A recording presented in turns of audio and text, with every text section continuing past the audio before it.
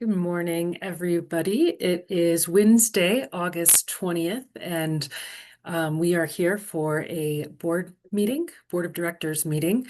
I'll go ahead and call this meeting to order at 9:01, and we will start with the Pledge of Allegiance.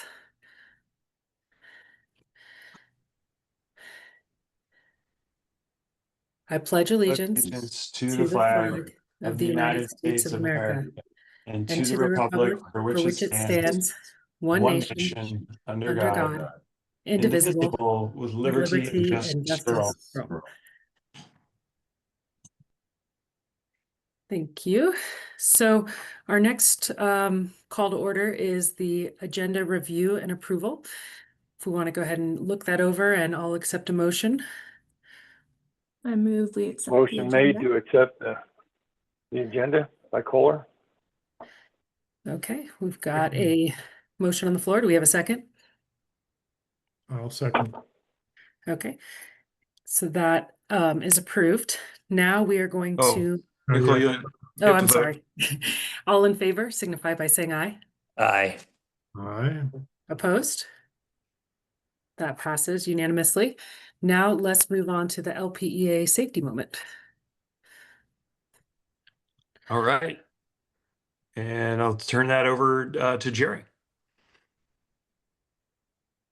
Fire season continues to get worse and worse. Be vigilant. Look at your own property and mitigate anything and everything you can around your homes. We're seeing more and more fires start in subdivisions, and that's very frightening. We cannot control the actions of other people, so we need to just really focus on what we can control. One of those things is mitigating our own properties. Spread the word to your neighbors. It's a very scary time out there. We need some moisture. Thank you, Jerry. I actually wanted to comment on that and what I felt like were successful public safety power shutoffs during the Oak Fire in Pagosa Springs. Conditions were dry, windy, and frankly, quite scary, but the team acted quickly. I thought they communicated well with members and other first responders, which kept the community safe. I've heard from members who felt like they got timely updates and power was restored as soon as it was possible. So I think that this is how we want to come to the table prepared with a strong communication strategy and keep building this resilience we'll need for future fire seasons. So thank you to all the crew and Chris for being on site during that kind of scary day here in Pagosa. Yeah. So next, let's move it on to the board education moment. And Kirsten, got the floor. Thank you, Nicole. So Joe, David, and I attended the CFC statewide earlier this month, and one of the presentation was on CFC's commitment to excellence. It included a breakout of some of our legal fiduciary responsibilities, specifically duty of care, duty of loyalty, duty to inform, and duty of obedience. I want to spend just a minute on the duty of care. So duty of care refers to the legal obligation to avoid causing harm to others through negligence. It's a concept that requires individuals and organizations to act with the caution and prudence that a reasonable person would in similar circumstances. Breaching this duty can lead to legal liability for negligence. So how do we know we are fulfilling this duty? So we need to ask ourselves, do we have sufficient information to make an informed decision? Do we need input from legal counsel, accountants, subject matter experts? Do we understand the information and advice that has been given to us? Have we asked the right questions? And have we had sufficient time to consider all relevant issues? So professional reading, skill development, training and education are ways to fulfill this duty, asking questions at the board meeting. So we had a committee of the whole on Monday, and everybody had a chance to spend a lot of time and ask a lot of questions about, well, how do our PPAs and how do our RFPs fit into our future? And that's part of our duty of care. And it's not just oh, we care, it's a legal responsibility. So I just want to remind everybody of that, and I appreciate the time for this education. Thank you so much. Thank you, Kirsten. Okay, so that brings us through the first section of our agenda. Now we are going to move on to member comments. Graham, you want to go ahead and introduce that? Yeah, I'm You're here. muted. Sorry. The board encourages comments about the cooperative from its members. The board will take all member comments under consideration, but it will not necessarily provide a response during the member comment period. The board asks that each participant's comments pertain to cooperative business. Those wanting to address the board during the public comment period are granted 5 minutes to address their topics. Lengthy comments to the board should be submitted in writing. Formal complaints must be filed in writing and submitted in compliance with applicable board policy. Comments from the public will be directed to the entire board and not to any individual. No personal attacks will be allowed. Failure to follow these requirements may cause the public comment period to be terminated. Copies of our cooperative policies and procedures on public comment and filing complaints are available on the cooperative website. Okay, thank you, Graham. If you would like to comment during this period of time, please raise your hand and I will call on you.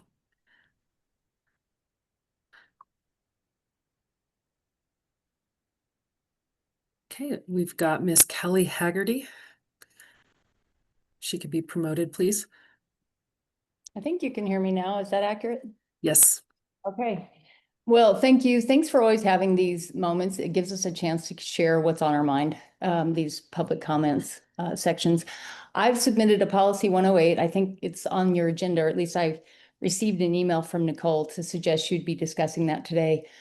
I hope you honor that request. I feel that members deserve to know Fast Track was a valuable member-owned asset, and I don't know that it was fully explained nor put to a member vote. One thing that came up, a couple things came up about Fast Track as I'm looking at some of this. That actually, there's a couple of members that have expressed health concerns about the frequencies from wireless smart meters. And that fiber backbone would have at least provided an alternative for those who preferred a wired connection. So selling Fast Track, again, I think it should be explained. We need to know that asset, all the details, et cetera.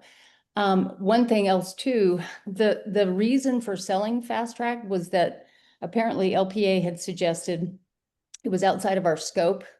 It was too capital intensive and maybe too risky. And it was our core mission being providing safe, reliable, affordable power. That sounds very practical, but here recently, we've just become, if you will, founding members of the Western Transmission Consortium, which is a huge 11-state group pursuing thousands of miles of transmission lines across 5 southwestern states. So it's kind of a contradiction to suggest local broadband was considered too risky, too capital intensive, et cetera, and out of the scope. And then now we're moving into this Western Transmission Consortium. Those are multi-billion-dollar projects. Even if our share is small, it could still represent millions for members, because ultimately those costs fall back on members through rates. I think members, so if Fast Track was sold to kind of refocus our core mission, I think we're moving in the opposite direction if in fact we have now become a founding member of this TWTC. And so I think members also deserve a full financial accounting of contractual obligations, potential liabilities, or anything associated with this TWTC that we're now being exposed to. And then perhaps explain how that ultimately serves specifically La Plata County and Archuleta County. It seems to be mission creep. It seems to be a broadening of what LPEA is here. We're here for for safe, reliable, affordable power for our counties. So I hope you'll honor my Fast Track policy. And I would also respectfully request an accounting of what this TWTC is going to mean to members. So thank you very much for your time. Thank you, Kelly. And now we will have Miss Diana Boudreau, I'm sorry. Can you hear me? Yes. Good morning, directors. Thank you for your service and for the opportunity you've given me to speak today. My name is Diana Boudreau, and I'm speaking today as a member owner who believes deeply in the cooperative model, but I also believe in accountability. At the last board meeting, I was disappointed to hear a member's request for information publicly characterized as some kind of a personal attack or a hidden agenda. That's not only unfair, it's very disheartening. This is a member-owned cooperative. We are not outsiders. We are not others. We are the people who pay the bills and fund the operations of this organization. Asking questions is not an act of aggression. It's a core responsibility of cooperative ownership. If members can't ask questions where their money is going, or question major decisions like the tri-state contract exit or the sale of Fast Track, then what exactly is our role supposed to be? Just silent bystanders? I want to be clear, transparency isn't an inconvenience. It is the bedrock of trust. And when board members react defensively or dismissively to our fair, reasonable questions, it undermines the very spirit of cooperation this organization was built upon. So I respectfully ask the board, please don't treat member engagement as a threat. Please embrace it, just answer it, and respect it. That's how trust is built and how a true cooperative operates. Thank you again for your time and for your service. It is very much appreciated. Thank you. Thank you, Ms. Boudreau. Let's move on now to Dave Peters.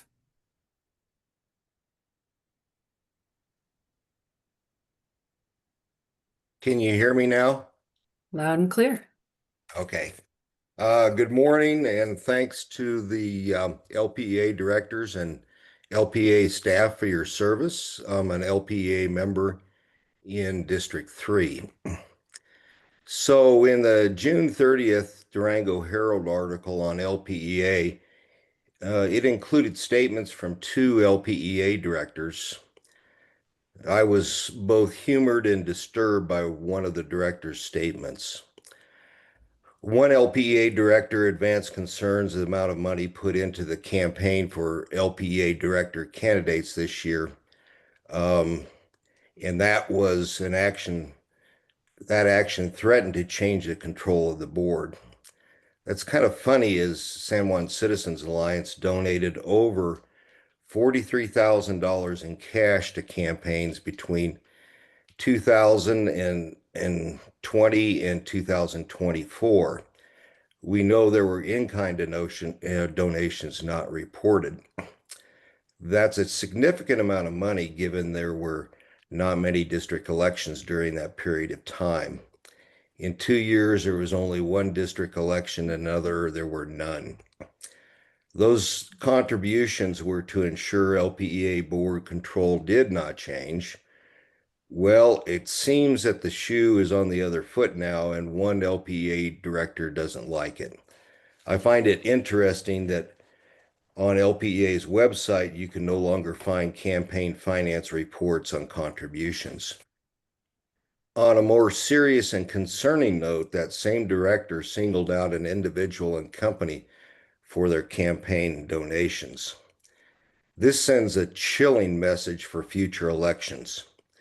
If we don't like the candidate you donate money to, we'll go after you in public. At the last LPEA board meeting, this same director singled out another company, Albertsons.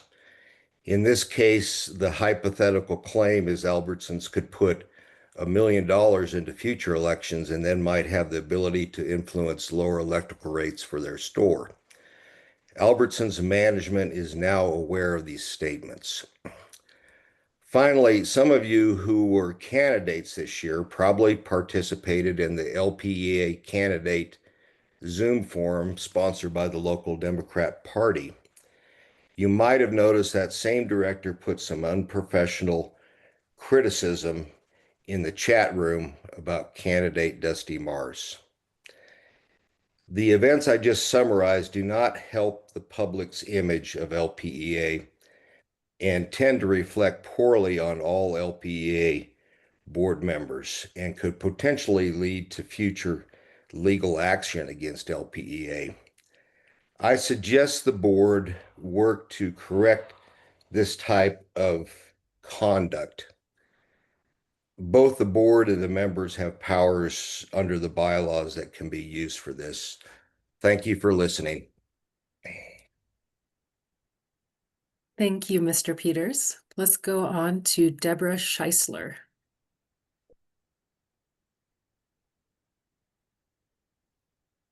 Good morning, directors. Can you hear me? Yes, ma'am. Oh, thank you. My name is Deborah Schisler, and I'm from District 2. At our last meeting, Chris Hansen informed us that LPA's email communication policy was an opt-in policy. Since the board is now open to opt-in policies, I would like to suggest an opt-in policy for the ADJOURN digital meter.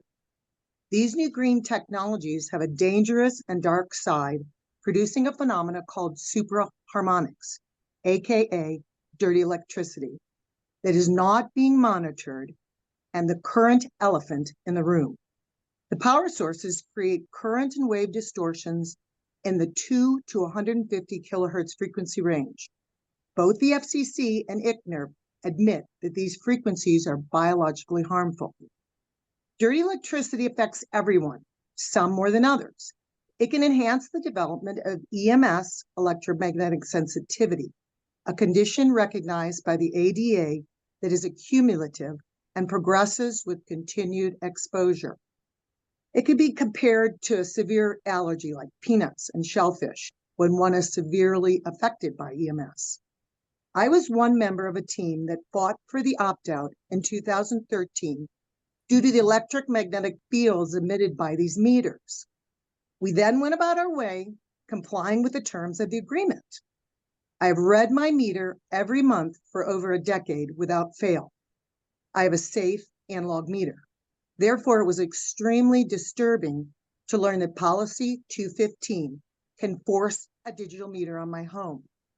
By removing analog meters from the opt-out policy, the board has made it more dangerous for myself and others.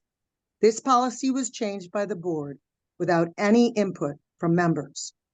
To install an ADJOURN digital meter on the homes of specific opt-out members would be extremely harmful to them. As a result, I respectfully request that this policy not be acted upon until it is changed, with input from members who understand dirty electricity and safer meters. I would like to thank the 3 board members that opposed this policy. It goes against LPA's statement of non-discrimination and flies in the face of LPA's mission statement of providing, quote, safe electricity.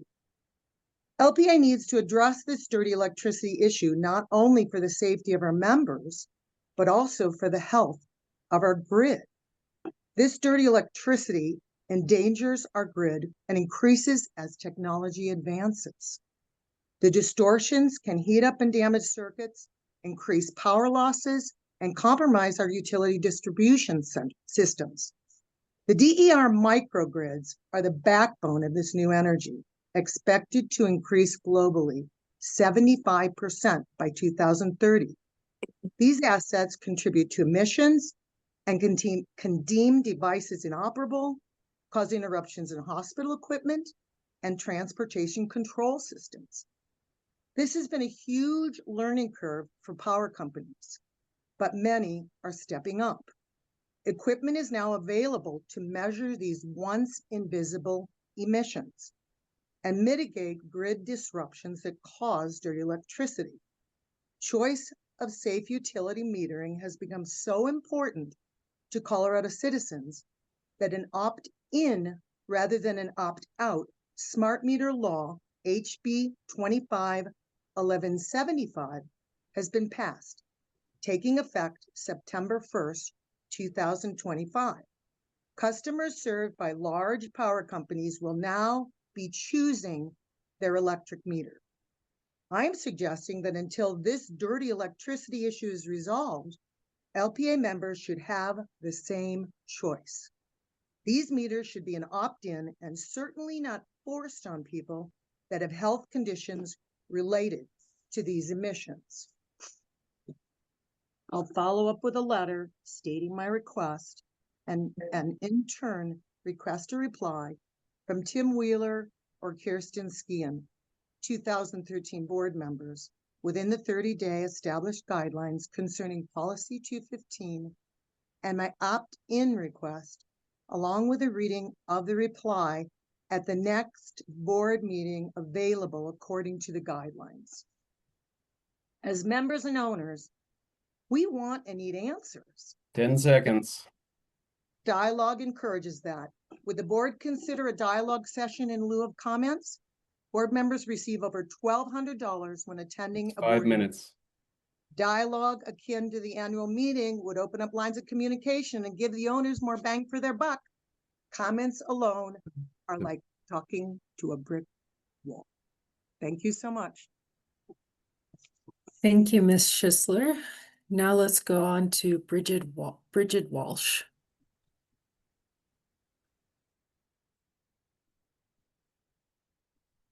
Hi, my name is Bridget Walsh, and I am an LPEA member residing in Durango.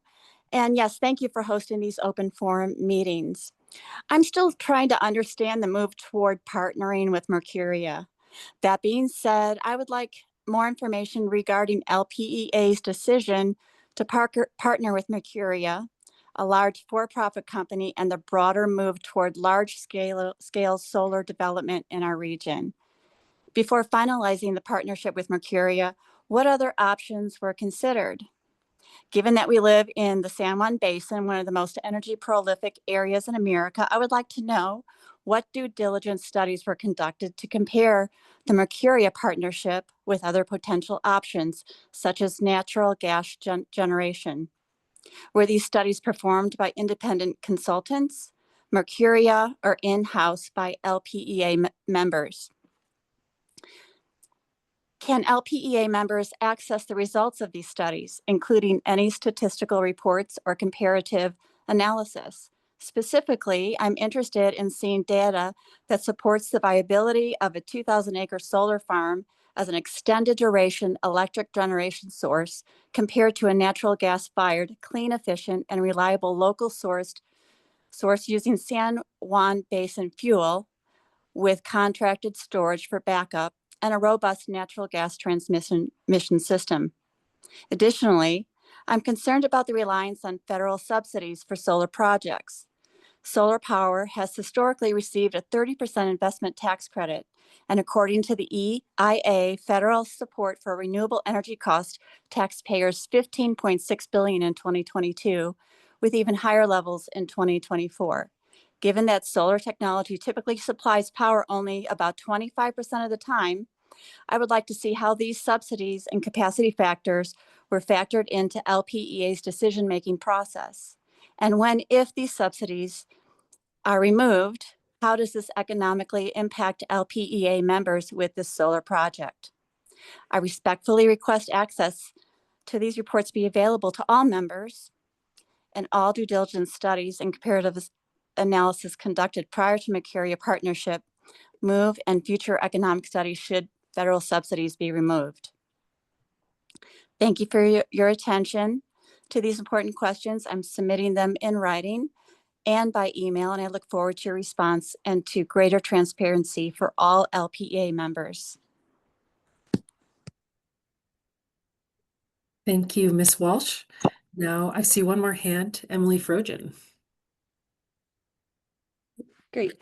Hi, my name is Emily Frogen. I live in District 3, and I first want to echo, Nicole, what you said, and thank you all and LPA staff for how they handled the Oak fire and turning off the electricity there. I think that that was really responsible, so I appreciate you all and how that was handled. And I also want to thank the board for having these meetings and also the fact that they're recorded. It's great that you can go back and kind of, or if you're unable to attend the whole thing, you can always learn what happened by watching the videos.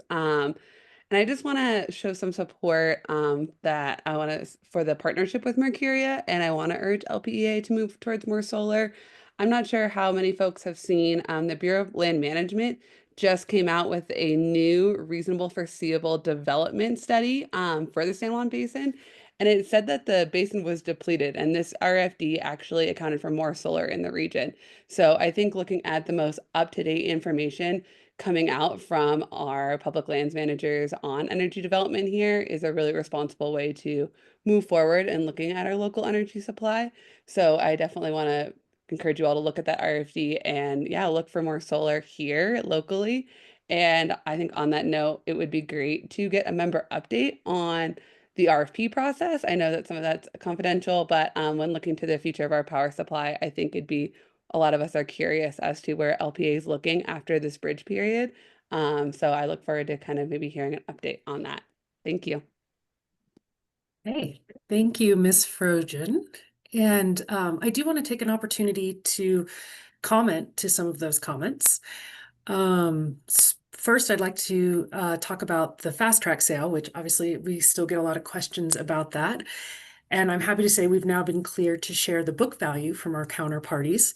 And it shows that we were well below the 10% threshold in our bylaws that it would have required a member vote. In 2023, the value of fast track was 8.8 million, which was 3% of assets. That's well below that 10%. And this sale allowed LPA to recoup its full investment and strengthen our financial foundation. While some of the terms are confidential, which is standard in these kind of acquisitions, the decision was made with the cooperative's best interest, and this investment helped expand broadband penetration in our service territory, which was critical when we sold to a internet service provider that we felt like would best serve our members, an expansion of broadband, which is a strategic goal of this board. I also do want to acknowledge some of the comments that were made about our culture. I really appreciate that, and I want to apologize for any time that we don't take the highest road possible. I think it's possible to be respectful and respond to our members, and I apologize for when we didn't do that as well as we could have, and I see room for progress for all of us to, like I said, take the highest road possible in dealing with responding to our member owners. And then the other thing, I was hoping I could pass the mic over to Chris, because I really don't know what we can share about the RFP process, but heard a couple questions on that. So I will let you take that over, Chris. Yeah, thank you, President Pitcher. Great to see everybody this morning. Just a couple of quick comments after our member comment period. On the RFP side, there will be more public information coming over the next few months as we start to bring forward specific contracts for the board to look at. The RFP process itself garnered 77 responses. And so we had a lot of great projects that came in to us to evaluate. We've identified the best of those projects to continue due diligence on. And as that results in executable contracts, we'll be bringing that to the board, which will eventually then be publicly shared through our board packets and through our board process. So more to come on that, but of course we're still in that due diligence period where we're looking at all the different options and evaluating the pros and cons of different proposals. The other quick thing I wanted to mention was the question was raised about if we have any contractual obligations as a member of the TWTC. The answer is no. That membership essentially allows us to look at projects that are happening in our area and be able to provide input on those projects, but we don't have any investment or contractual obligations as a result of that. We are an observing member. We're not making any investments on behalf of members. So just wanted to clarify that. That's just a way for us to get more visibility into additional transmission options. So I appreciate the question on that. Hey. Thank you, Chris, for responding to that. And thank you for all of our members who are here and are helping to push us be the best board possible. So that will conclude our member comment period. Now I'd like to move on to the consent board agenda. Do we have any comments on that, or I'll accept a motion? Go ahead, Rachel. I move that we approve the consent board agenda. Do we have a second? Second. Okay, all in favor signify by saying aye. Wait a Aye. second. You have to ask for comments. Oh, I'm sorry. Do we have any Nicole. comments? Thank you. Well, if anyone wants to pull anything off of it. And I would just note that there were some corrections to the minutes that I submitted to Janelle. I believe they came out, but I just want everyone to be aware of that. So I'm not asking to pull, but I want to make sure everyone got the updated ones. So thank you. Thank you, Tim. Go ahead, Kohler. With Tim's comments, I think I'll pull the minutes because I'm unaware of those changes. I didn't see anything go through. So if we could pull that and discuss that, please. Okay, do we go ahead and approve the rest of the consent board item and then we'll, okay. So with the consent board item, we have pulled the approval of the July 16th, 2025 board member. Everyone in approval of approving the rest of the items, signify by saying aye. Okay. Aye. Aye. Any opposed? Okay, that passes unanimously. And now we will have time to discuss item A, 3A, the approval of the July minutes. Tim, do you want to give like a brief discussion of what was changed? Is that what you want? Most of them were typographical. There was a reference to President Compton addressing agenda and addressing consent board items, and it was actually President Pitcher, not President Compton, because you were the president at the time, Nicole, of those. And I think there was one that both Kohler and I caught with regards to who were the members that made up the Committee on Policies, right? So I think those were the three that I caught. And if Janelle, if there was anything else, feel free to, I don't have it right in front of me here. No, that's correct, Tim. The minutes that are in the board packet are the minutes that are correct. So they have the changes that Kohler and you requested, which were kind of identical. So there really wasn't much changes other than that. And then, so those were updated immediately. So they were good to go as of like Saturday morning. Okay. That's it. Okay. Is that good, Kohler? That's good. So I'll move to approve the minutes. We got it. Okay. Any further discussion? All in favor signify by saying aye. Aye. Aye. Any opposed? Okay, that passes unanimously. So now we are going to move on to the division dashboard. Before I pass it over, I wanted to try something a little different logistically, where we're going to let CEO Hansen give the entire presentation and then save questions for the end. So we're just going to see how that goes. And this is our meeting. We can shift that, but in an effort to make sure that questions aren't going to be answered if we just sit and listen. So go ahead, Chris. All right, terrific. Thank you, President Pitcher. And yeah, excited to share this month's dashboard on behalf of LPEA staff. So we'll start with the key performance indicators. And on the first slide, a couple of things to comment on here. We've had several months now of talking about cash reserves. This is actually better. 6.8 is a little bit higher than we were expecting in our original 2025 budget. Patrick will talk a little bit about that when we get to the financial slides, but this is below our target ratio, but by design to minimize any interest costs. But the near 7 cash reserves % of operating costs is actually a little bit better than our budget. So some great news to share there, and I'll let Patrick get into some of the details on why that's the case. The other one I wanted to address is the beneficial electrification sales.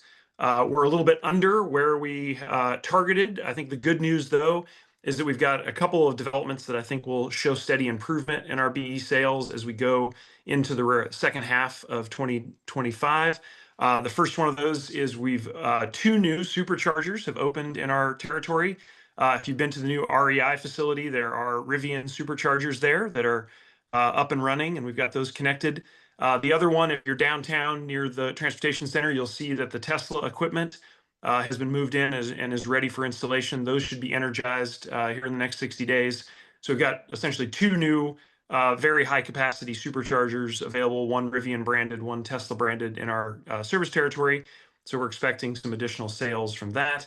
And then the other thing that I learned is that we've had a number of new heat pump approvals happen over the course of the last month, that we should see an uptick in BE sales from new heat pumps that are receiving LPEA rebates.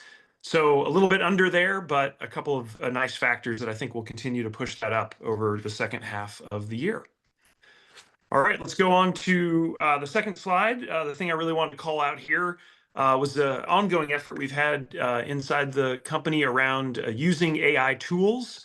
Lots of different forms of that. We had a really terrific forum and workshop hosted by Ben, Drew, the IT team, to help all the different parts of LPEA look at options for AI tools or large language model tools that would enhance productivity within the co-op. And so really, I think, great way to engage the entire employee base on that front, including our line crews, who I think many of them walked into the workshop thinking, this doesn't apply to me.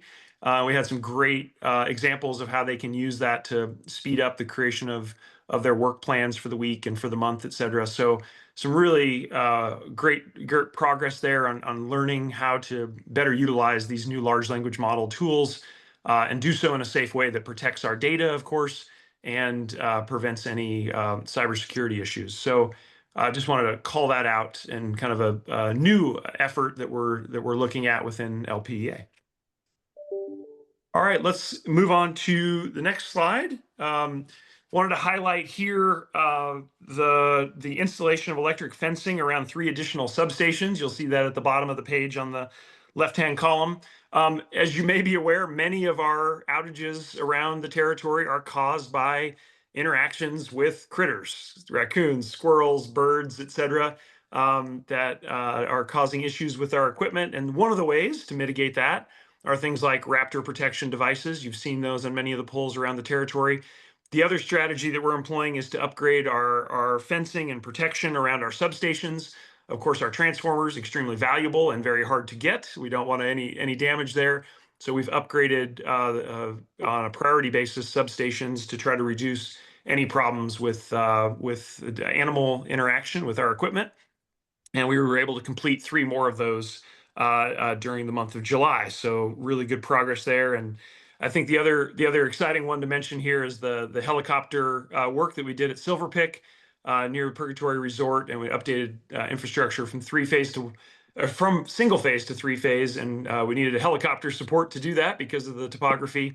And really great to see that work completed on time, on budget, and safely. So big congratulations to Jerry and his team on that work. All right, let's move on to the next slide. This is a really fun slide to highlight. I had a chance to go out and visit all of the work that we've been doing at Los Ranchitos. This is a big right-of-way clearing project. We were some really incredible before and after pictures here. You can see April versus August, and where our lines are. We had a lot of trees that were in our right-of-way, and you can see me standing in one of those right-of-ways. Always, never want to take out a tree unless we have to, but in this case, a lot of fire danger and reliability danger if we didn't do this clearing. And you can see the end result there, which is a much safer right-of-way.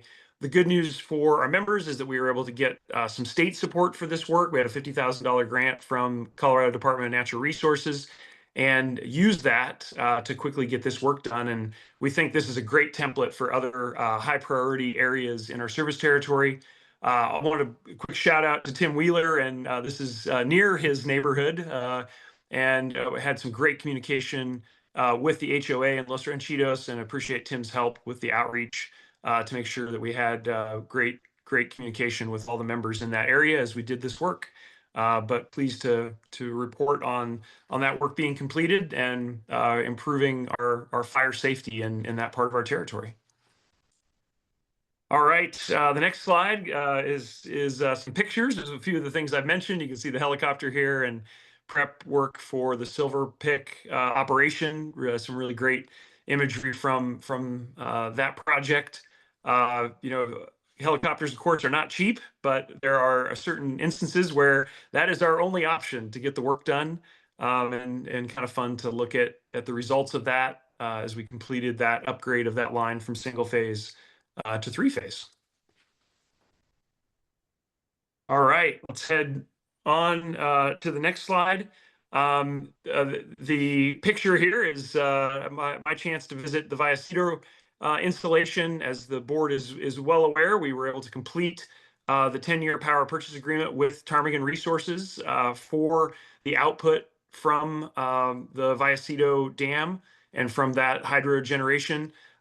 Really big thank you to Dan and Greg. They negotiated, I think, a really important contract for our members, and that includes flexibility of when the hydro will operate in a way that enhances our capacity from that facility. So one of the things we've talked with the board about over the last few months is not only do we need, of course, to acquire enough kilowatt hours, but we've got to do it in a way that makes sure we have reserve margins for our peak hours. And so we're having enough capacity. And I think one of the highlights of this this deal is not only the big headline, which is local clean generation for our members and a great affordability, but also the ability to enhance our capacity and meet that requirement so that we have high reliability. So really a big win-win-win for this agreement, and one of the big steps forward that we took in July. All right, moving on to the next slide. I think I guess the thing I wanted to call out that was also brought up during the member comment period is just continued progress on our RFP process. Really enjoyed the chance to share more of that detail, much of it commercially confidential, with the board during our committee of the whole meeting on Monday, and kind of share that progress as we go. As I said, we've identified kind of our top options and evaluated several different scenarios of how we will meet our power and capacity requirements as we go in through the rest of the 2020s and into the early 2030s. And just really appreciate that meeting with the board and the chance to set a general direction as we continue to narrow down our options before eventually bringing back specific power purchase agreements to the board for evaluation and approval. But great step forward in the last several weeks with that due diligence work. Great to get the board feedback and discuss the direction that we're headed. And as I said, for our members joining today, there'll be more publicly available as we look at specific power purchase agreements over the next 6 to 8 months. So that's kind of a nice update on the timeline that we've shared this slide in previous board meetings, but those are sort of the latest action items that we've had together. All right, let's move on to the Trusted Community Partnership slide. Really proud of our Beneficial Electric team, our GRIP team. Great event on July 15th. We had 28 members join in the afternoon and 5 in the evening to talk about beneficial electrification options for their homes or businesses. The GRIP team doing a great job with that outreach and helping members understand how they can upgrade and increase their efficiency, lower their overall energy costs by using beneficial electrification strategies. Of course, that includes things like heat pumps and upgraded hot water heaters, smart thermostats, induction cooking, lots of great options that might be a great fit for our members' homes and businesses. And we just continue to step through that work and meet our members face to face to help make that happen. The other thing I wanted to mention on this slide is the meeting that I had with the Archuleta County and Pagosa Springs Area Association of Realtors. A big thank you to President Pitcher for helping to pull that together. There had been a number of questions that had come up and some rumors, that we didn't have enough power to meet the needs in Archuleta County, and was really grateful to have the opportunity to talk to the realtors directly about the amount of capacity that we have available in not only the Pagosa Springs area, but the county as a whole, and really dispel that myth. We have megawatts of capacity that we can bring to bear there as developments continue in Archuleta County. And so I don't see really any huge hurdles there, other than we need to continue to get the city and county approvals to do things like the Trujillo substation upgrade and the eventual addition of another substation in Pagosa West as that development continues to grow. And so just to give the board an update, we have received approval from the city of Pagosa Springs for Trujillo substation construction. We are now submitting the final plans to the county for their evaluation, and hopefully within the next 60 to 90 days, we'll be able to move through that process with Archuleta County and start that construction. So some great progress in Archuleta County, and I'm really grateful to have the chance to share that story with the realtors during that meeting. So thank you to President Pitcher for getting that set up.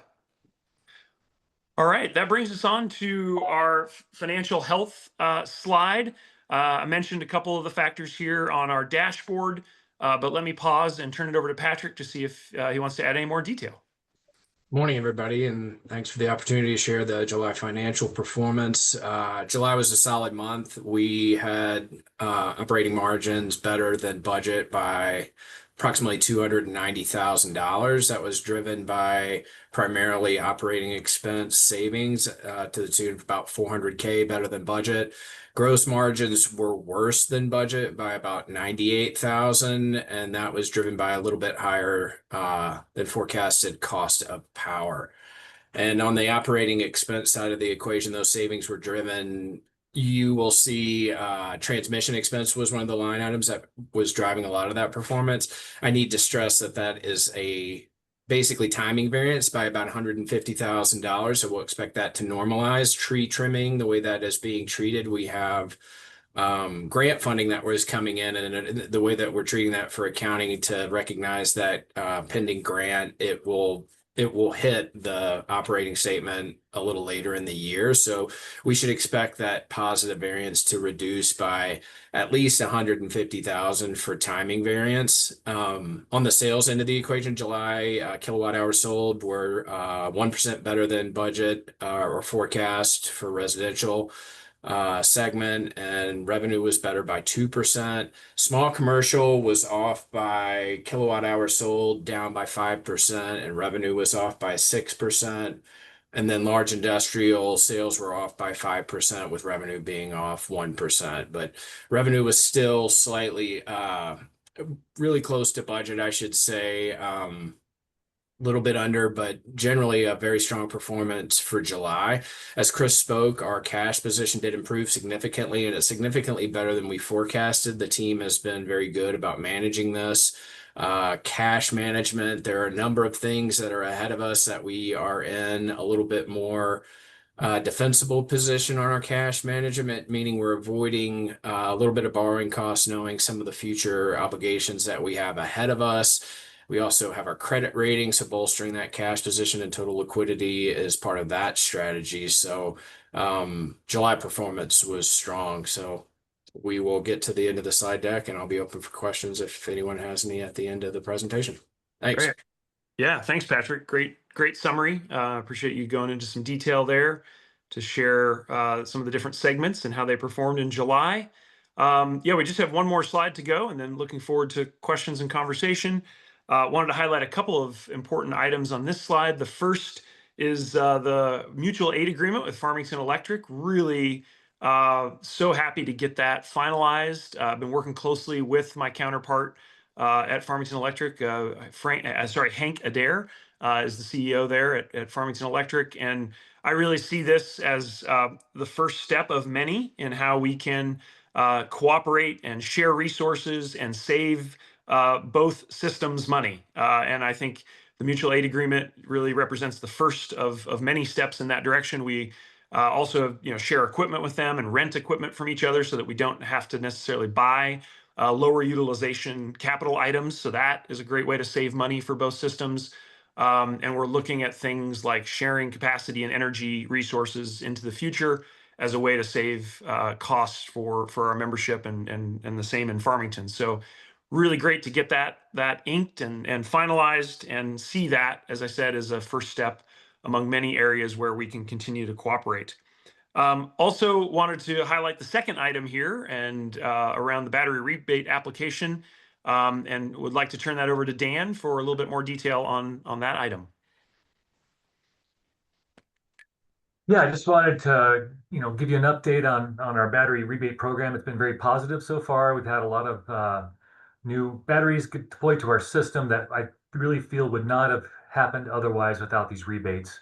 And the big step that we've took forward recently is to make a better installer guides for each of the primary battery types that we see on our system, which are typically the Tesla, Enphase, Franklin, and Solarc batteries. They are all unique. They all require specialized interface to get things programmed and operating the way we would like to see them operate. And that's what goes hand in hand with the rebate that we offer is the control aspect of it, at least programmed to focus on minimizing the customer's net usage during our peak periods. So I think Steve Smith has done a great job trying to get those all programmed and optimized for our members. Yeah. Super. Thanks, Dan. And yeah, of course, welcome any questions on that. And the last thing I want to mention is the final bullet point or checkpoint there, which is that we upgraded our charging equipment previously in Durango and now recently in Pagosa and continue to electrify our vehicle fleet. One of the great things about electrifying our fleet is that we typically will spend $600 to $800 a year in electricity to run that vehicle, as opposed to $2,000 to $3,000 worth of petroleum products and gasoline and diesel.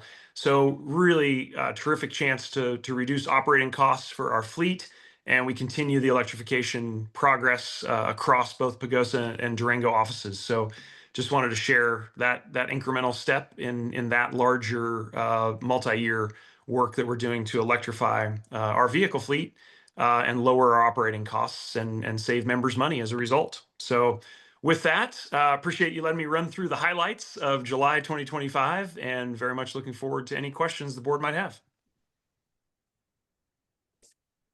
Okay, Chris, I think I'll let you run this and call on questions. Yeah, sounds good. Kohler, over to you. Did you see I John think Lee? John Lee was first. Oh, thank you. I just switched my view so I can see all the hands at once. Yes, Director Lee. It seemed like I'm seeing the same check mark on page 19 and page 27 are under key performance or maintaining a strong financial health. Our percentage of equity, our goal is 40 to 55%. And just like last month, we were right outside of it, but it's still giving a check mark. Yeah. And we had talked about it being objective. It's math and not a subjective thing. Maybe 56 feels good or something. But seeing it a couple times in a row, I don't know that, to restate what I did last month, I don't think that a question mark is a bad thing. I think it helps signal us to take a look at it and go, oh, there are some extenuating circumstances, or maybe it's just for this month or this period of time as something is happening. And so I'd like to see if we can, correct that on both of those statements, into the future, or if there was something that was discovered from last time, that why it would be a check mark again when it's outside of the realm. And then I have another question afterwards, separate. Sure. Yeah, John, the 56 was by design with the plan we adopted with the board to prepare for our CTP payment. I hear you loud and clear. It's 1 point out, and I'm happy to change that check mark. Patrick, do you have anything you want to add there? Yes, we were supposed to follow up on this and it didn't get done. So apologies for that. I'm emailing the team right now to see about the potential or not potential, but what it takes to change that, John Lee. I appreciate the notice on it. Oh, well, yeah. And if it's just an oversight, that's, yeah. That was just an oversight. It was a takeaway from the last meeting. So I've got the email typed up and we'll get it done. It's slightly more complicated process than you might think, but that's no excuse. We'll get it taken care of for the next meeting. Yeah. And I think, I can track it from time to time. I think people who might come in as regular members taking a look at something go, well, it's outside of the specs. Why was that? So very good. Thanks. My next thing is for Dan, if he could elaborate. I think while some of the purchase of the local hydro with Vicedo was talked about as those contracts were being put in place in executive session, I think if Dan could just focus on it, I think it's You know, it's so many of these nice things. It's local, it's hydro, it's been here for years. What are the megawatts associated with it? You know, for our members to hear who are taking the time to watch and listen to this and see some of those successes. Sure, John. Yeah, that's 5.5 megawatts of power at Vallecito, and about 20 million 20,000 megawatt hours of generation that comes out of that.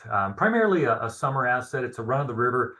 The purpose of Vallecito out there, and that whole project is for irrigation needs. So we're honoring that, and it still flows to meet the irrigation needs. We did work some flexibility in there if the water capacity is looking good and stable, that we have the ability to request capacity during times when they otherwise may not release it.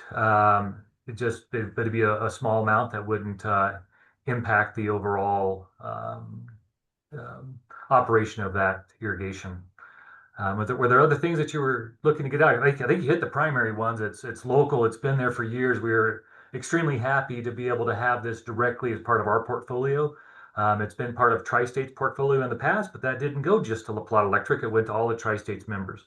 Now this is power that stays here locally for LPEA's members.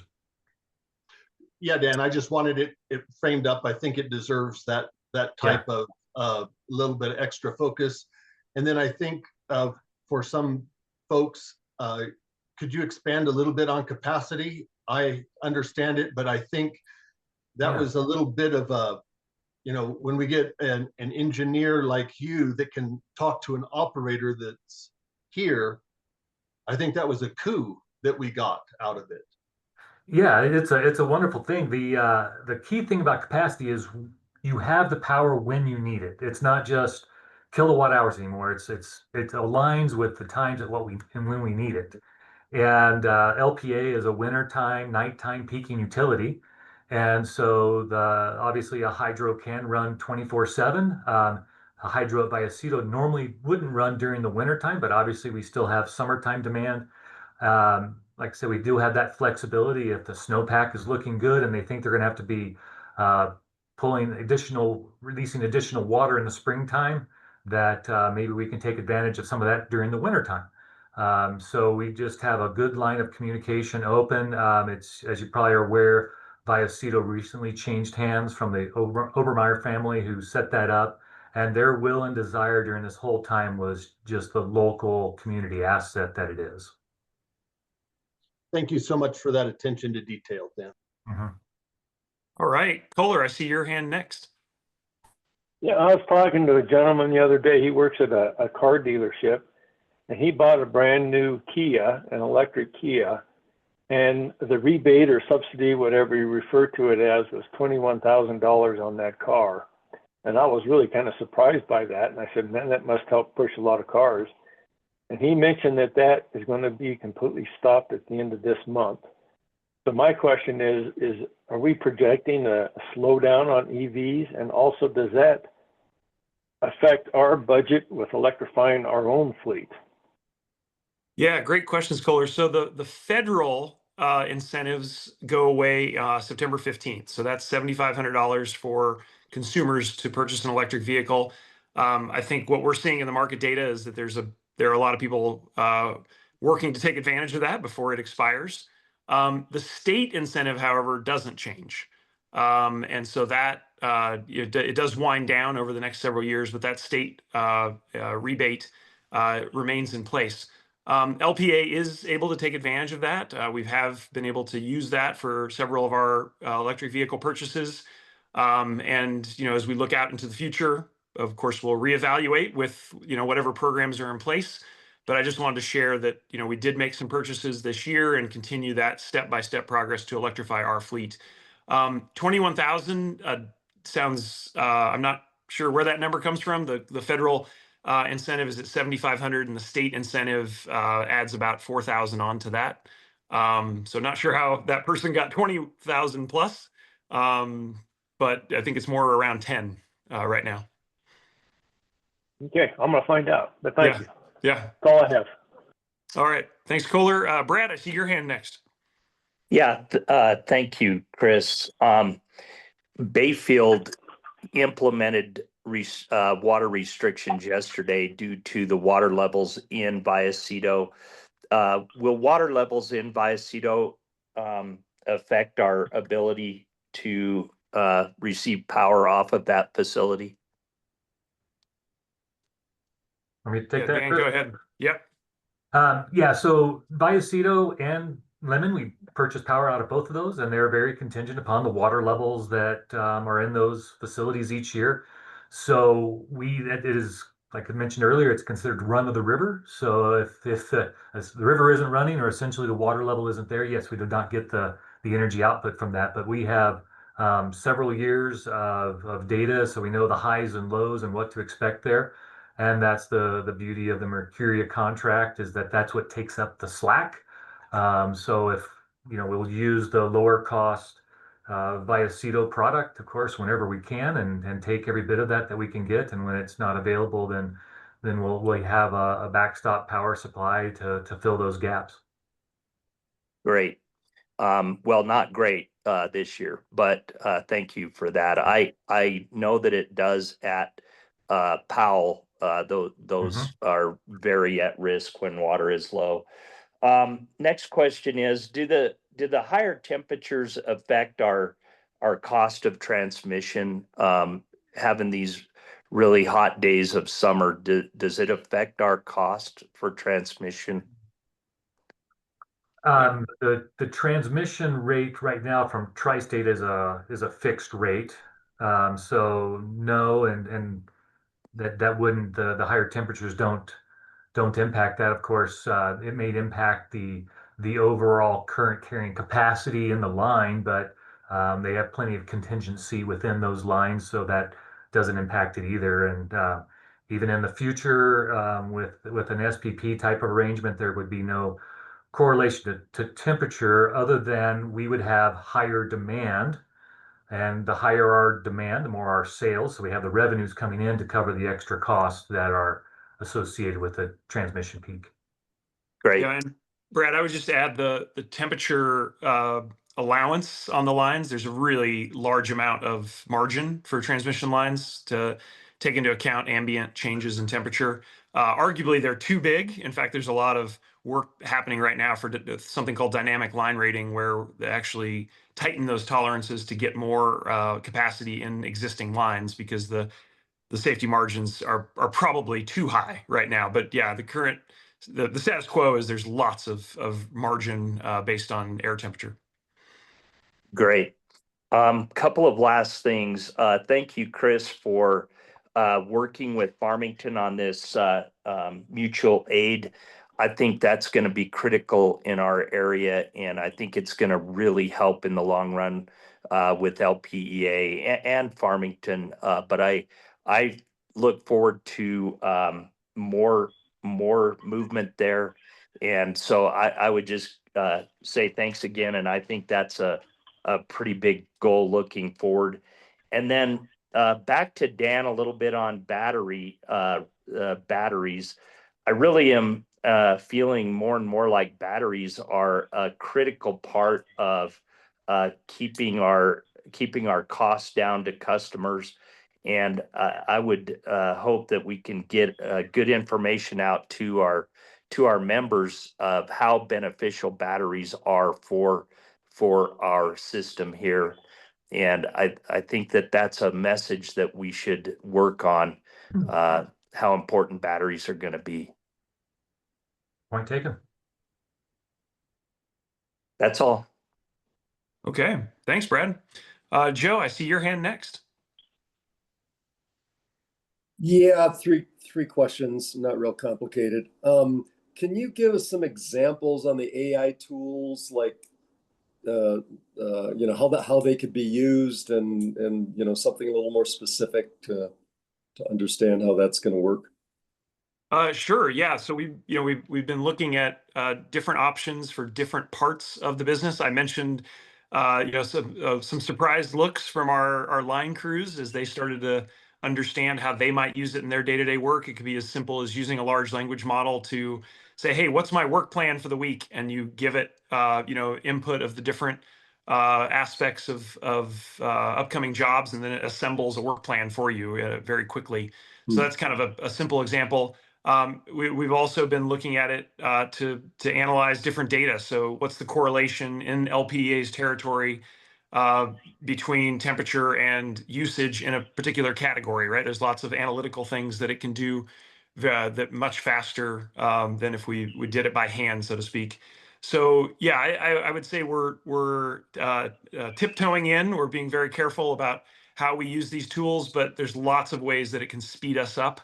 And we're finding great use cases across all of our different areas. The final one I'll mention is things like writing, short pieces of programming to be able to pull member information in an outage situation so that we can do it faster. So we can use those tools to write script much quicker than a human can write script. Computers are very good now at programming, way better than humans actually.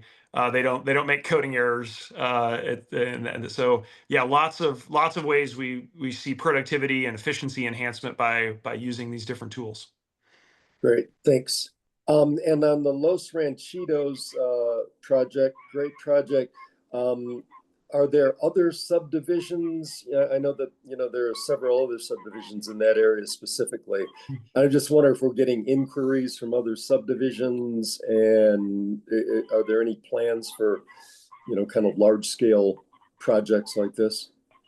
Yeah, great question. I'll actually ask Jerry for help on this one. I know we are prioritizing subdivisions based on risk factors, and very much want to move through that work. But let me turn it over to Jerry for some more detail. Yeah, we definitely have a proposed list, and many factors go into creating those lists and prioritizing the work. Risk is number one. Outages, tree-caused outages, number two. Ingress, egress, emergency access and exits, and then of course budget. So, but we do have a running list, and we hope to keep continuing this very successful project in expanding it into the rest of the service territory. Any pushback from residents? Initially, people love their trees, but we had the help of an ambassador within the subdivision, which was huge in getting the buy-in of every member in there. And he helped them to realize that if this work wasn't completed, it just increases the risk of them losing all the trees. Okay. Last question on the silver pick, going from single phase to three phase, obviously more capacity, correct, and more safety with a three-phase line. So we actually had three-phase infrastructure, but we couldn't utilize the three-phase as it was built because in the past we'd had multiple outages, lines go down. And so what we had up there, we had Band-Aids on that entire system. And so we couldn't utilize the infrastructure as it was designed. We had 3 different sizes of wire up there instead of just one. So the capacity was messed up. And the poles were getting ready to fall down. So this was definitely a high priority project for us.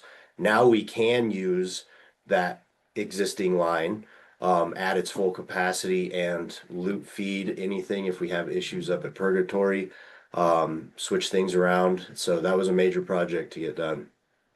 Okay. Again, I think it shows to the members too. A lot of people don't realize how complicated electricity delivery is. So thanks. That is a true statement, Joe. Thank you for thank you for the reminder. Love that. Rachel, over to you. Thanks so much. Yeah, I had one question. Let's see, sorry, pulling up all the right docs here. This kind of falls on what Brad was mentioning about the mutual aid agreement in Farmington and how beneficial that is. And I'm curious if we have other mutual aid agreements signed with other entities. Yes, yeah. So all of our co-ops in Colorado, we have a standard agreement in place already, but we didn't have anything that crossed state lines. So that's why I really try to prioritize Farmington. And I love our neighbors to the north, the east, and the west, but they're relatively small operations.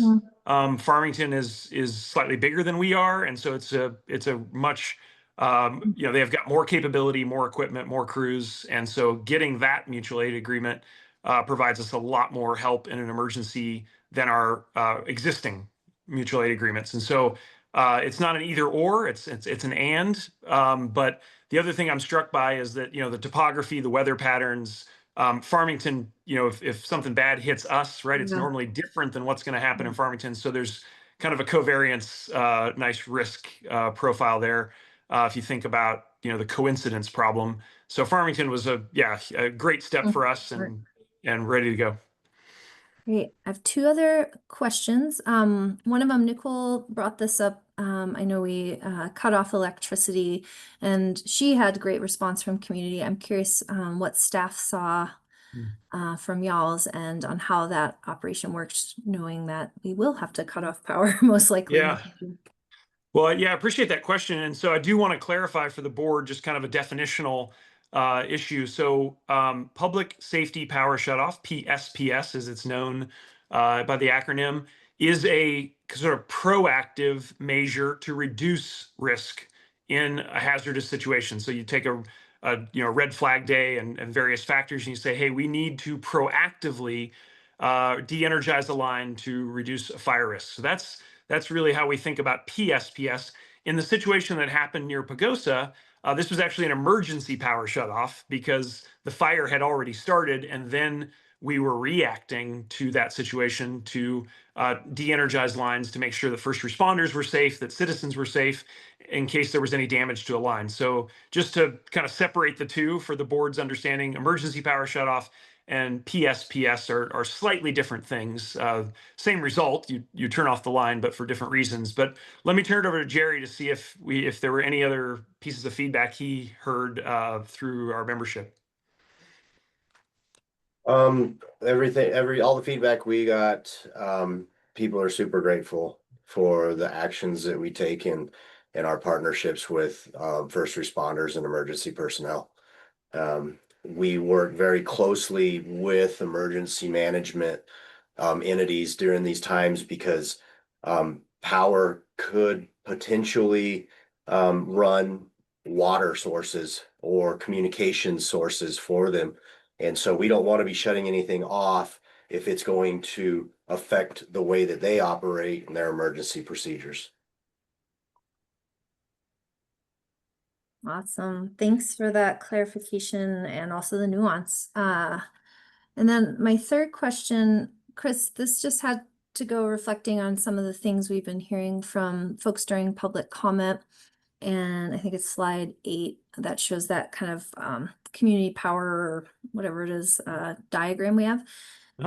You mentioned in response to public comment that we have received quite a few applications to RFP and we've been vetting them. Are we able to share to folks listening just some of the high level criteria of things we and the staff are looking at as we consider these applications? Yeah, happy to share some of the criteria that we evaluate. Of course, first and foremost, we're looking at is it a viable project? What are the risks associated if we were to move forward with the project? There's an execution risk. Is it a counterparty that has a great track record, right? There's some kind of table stakes, if you will. Can this person or this company do what they say they propose? We start with that. And then we're quickly looking at cost factors. What's the price that they're putting forward? Is that affordable for our members? Does it fit into our larger portfolio as part of our mix? Of course, different projects have different attributes, different capacity factors, different emission profiles, different ability to contribute to our reserve margins, right? So lots of different technical aspects that we then look at. Cost and performance to see if it fits together into a larger portfolio. So yeah, a lot of different factors there. We obviously, as we've talked a lot today about Vallecito, we have a preference for projects that we can do locally. The board has been very clear of its strategic imperative to invest in ourselves and to support local economic growth, local jobs. So we're always looking for opportunities to do that if the project meets the other criteria of affordability and execution parameters. So yeah, lots of thinking that goes into this, and from that, we then have developed different scenarios of different combinations of projects. And that's what the board got to see some more detail on. That, of course, that includes commercially sensitive information of what's the price. And so, we did that in executive session for that reason.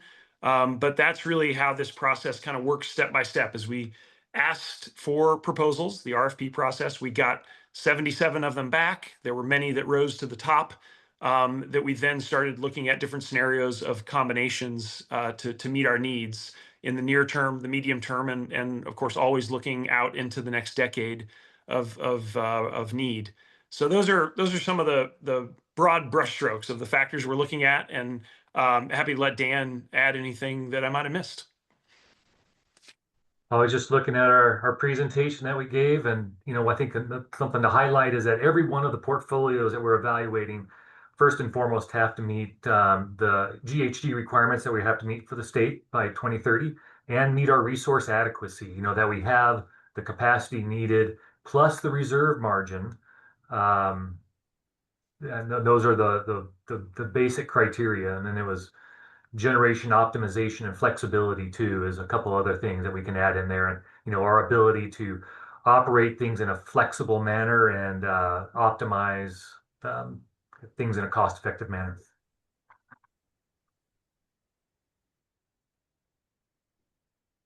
All right, thanks for that question, Rachel. Ted, I see you next. Yeah, thanks very much.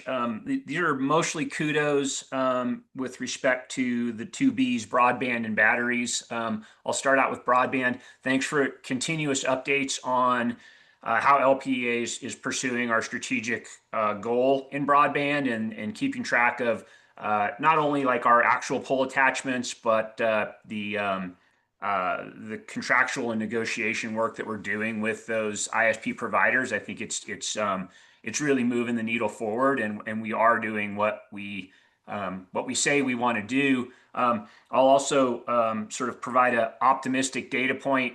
Maybe it'll sound like bragging a little bit, but I'm lucky enough to be logging in today on a brand new fiber connection supplied by the entity that that LPEA sold Fast Track to. So a lot of the reasons that decision was made are now becoming obvious, and I'm a case in point. My connection is 10 times faster and 25% less expensive than the cable solution that I had before. So it's moving in the right direction. I know not everybody can see that, and sometimes it takes a long time, but just wanted to provide that data point. With respect to batteries, huge kudos on LPEA's battery implementation plan, and I just wanted to point out that how LPEA can be a thought leader in this process. I know that Dan, you made a great statement that a lot of these battery installations would probably have not taken place without LPEA's involvement. And I know sometimes we think about that purely as financial involvement. We're helping them make decisions that are more financially viable and that also benefit all of our members. But at the same time, I think just taking a position on that as an organization provides some thought leadership, and that members will feel more comfortable adopting new technologies if their power provider, LPEA in this case, is optimistic about those technologies. So thanks, and I think we're doing a great job with that. At the same time, I did want to point out, Director Blake brought up, kind of this idea that we're thinking more and more that batteries and storage will be part of our power supply future. And, if people don't know, La Plata County put a moratorium on battery installations or battery permit requests and I'm going to ask Dan to clarify this. It's either 6 months or 9 months, and they're reviewing,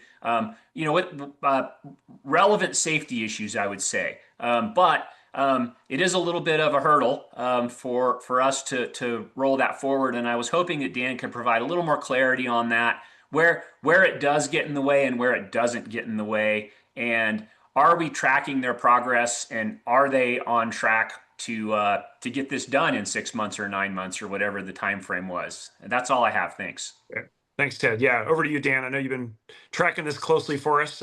Me too. This is an important issue. So thanks for bringing it up, Ted. But over to you, Dan. Yeah, and Ted, first thing I'll hit on was one of the things you mentioned on where it does impact things and where it doesn't. And I think a very important thing to understand is this does not impact any kind of residential behind the meter battery installation. There's no holds bar on anything like that. Where this does impact us is with larger, I'll say utilities, even smaller utility scale systems. So there's a threshold of 80 kilowatt hours and battery capacity is where that limitation exists. And you're right that they are primarily looking at safety, land use, what setbacks, all those things that just more land code type issues. And we have been very collaborative with them, as well as Durango Fire. They've brought a lot of great experience to the table, and they've gone out for public comment. It was a 6-month moratorium that will end on December 17th.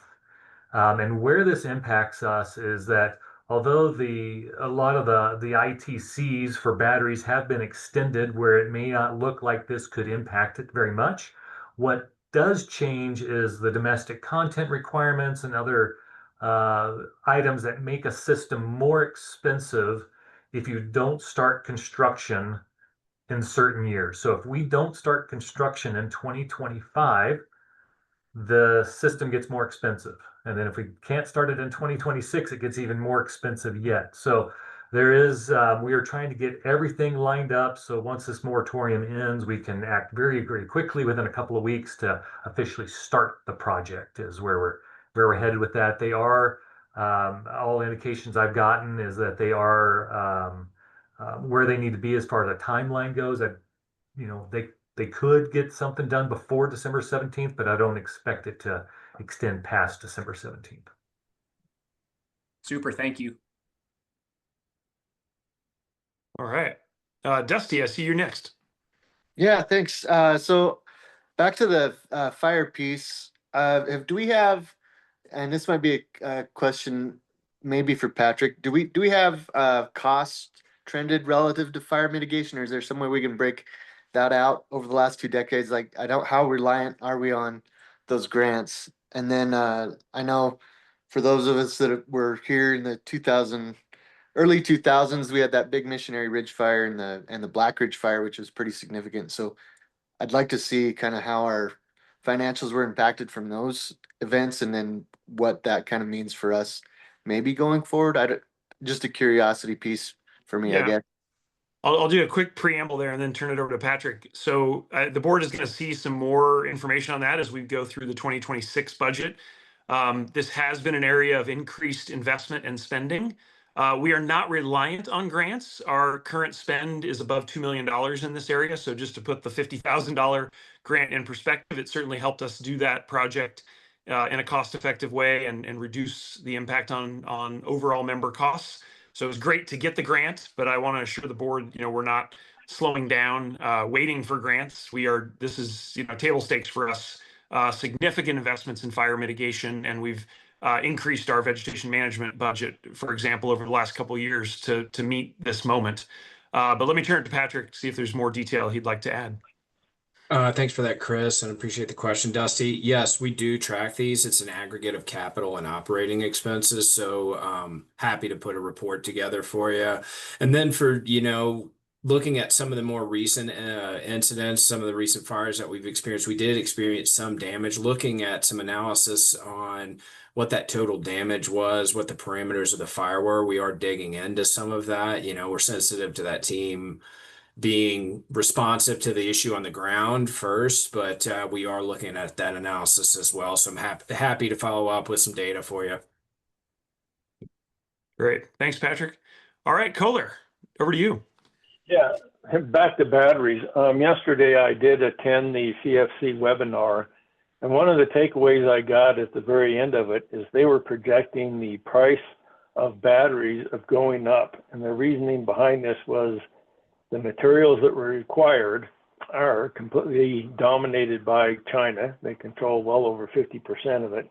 And the refining of those materials is even higher, the control of that with China. They talked about the supply chain, the tariffs, and the subsidies. And I know, Chris, you said in the last month or so that you had expected batteries to actually continue to decrease. So I'm kind of conflicted by the two. If you could maybe put a couple of thoughts out there on where you think the price of these batteries is going to go. Yeah, Kohler, happy to. So, there's no doubt the lithium market is dominated right now by Chinese companies. I think I think both answers are probably correct in that in the near term, there is tariff pressure, supply chain pressure on battery prices. But what I'm seeing long term is that we've got a number of new battery chemistries that are going to be coming to market, particularly sodium batteries that move away from lithium completely.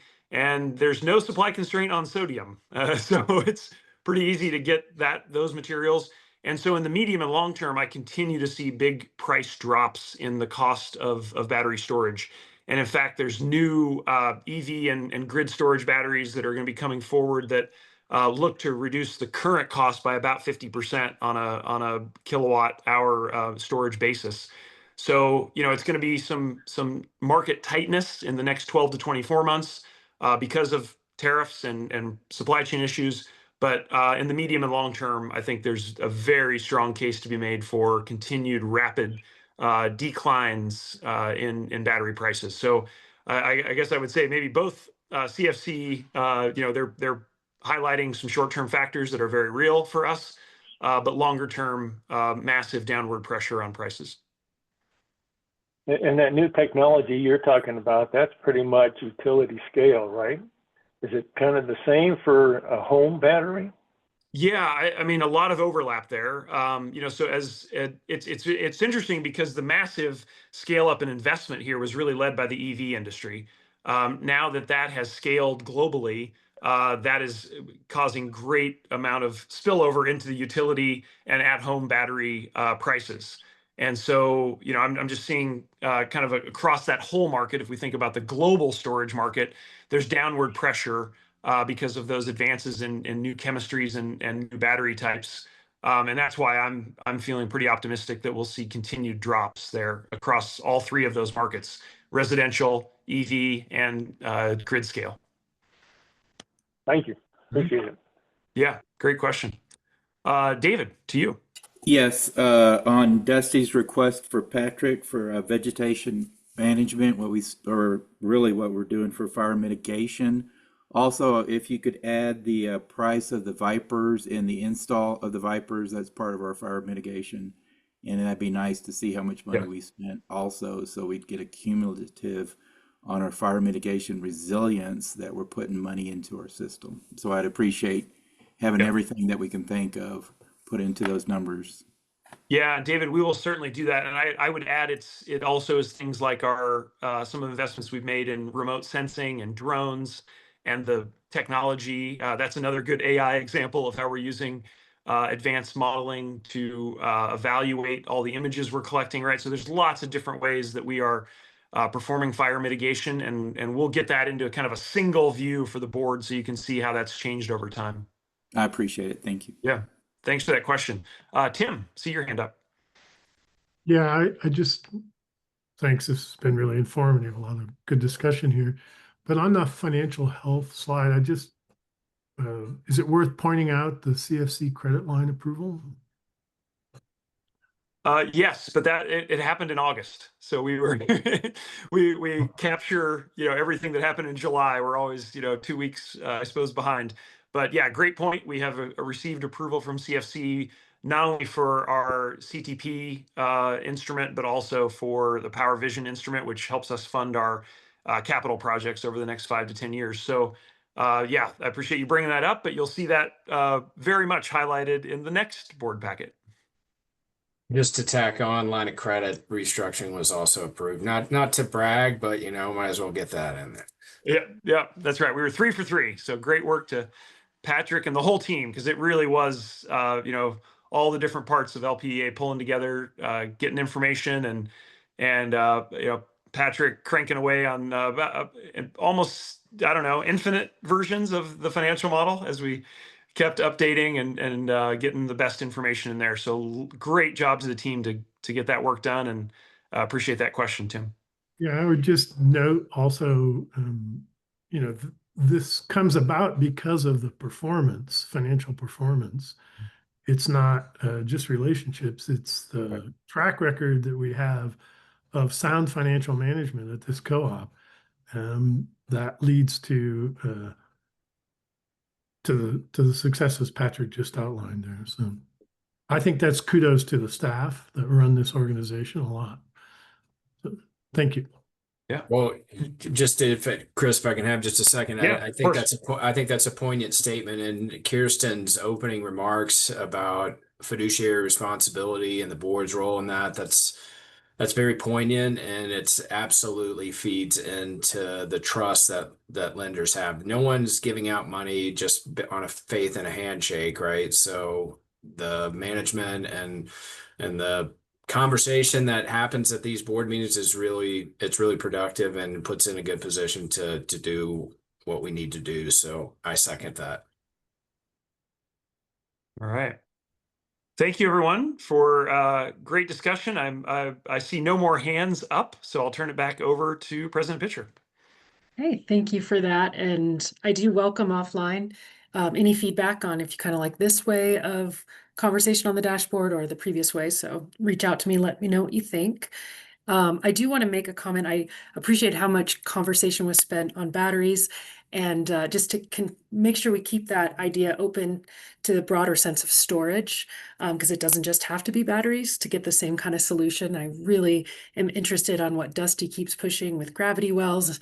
I've talked a lot about pumped hydro, there's a lot of opportunities there. And just something I heard recently was about an amalgamation of used EV batteries that are being used at the utility scale before they're sent out to pasture and deconstructed for their parts.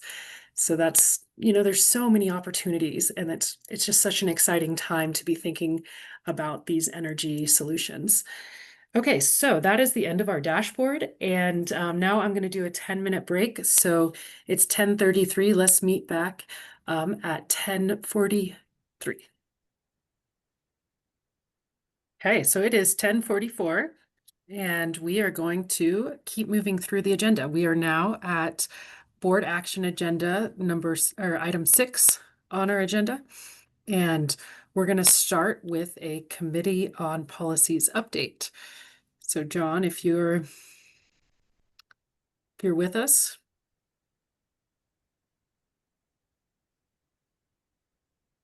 I am.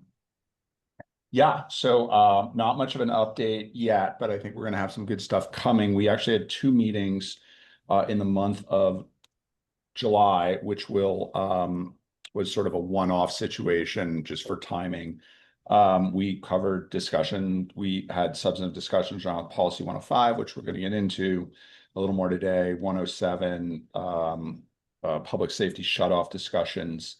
And then on the subsequent one, we just had a continuing conversation about 105, sort of group editing, which again, you guys see the results of in your board packet, and finished up the discussion around public safety shutoffs. I think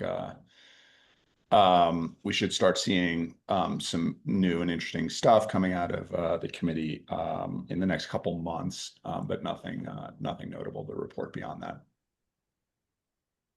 Questions?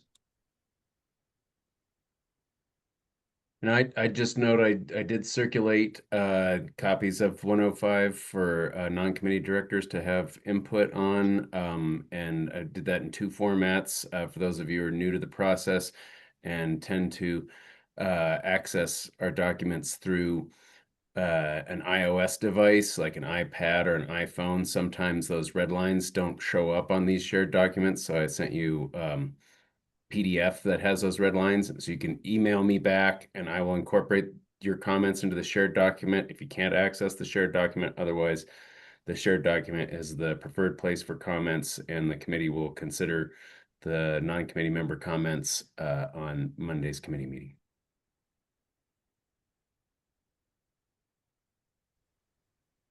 Yeah, let her rip, Joe.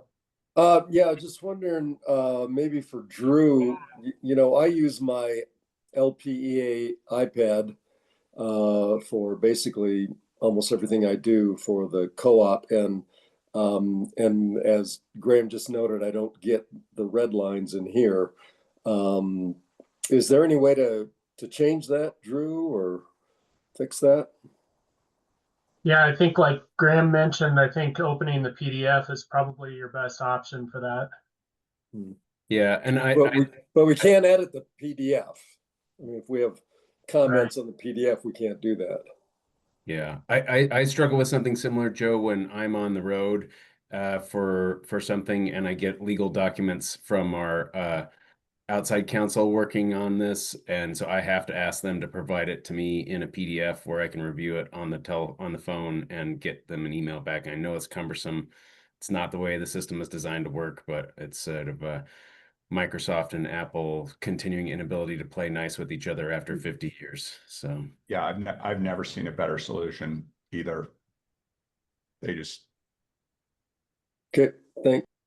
Mom and dad are fighting, and it's the kids that get hurt. All right, last call on COP. All right, thanks, guys. Back to you, Nicole.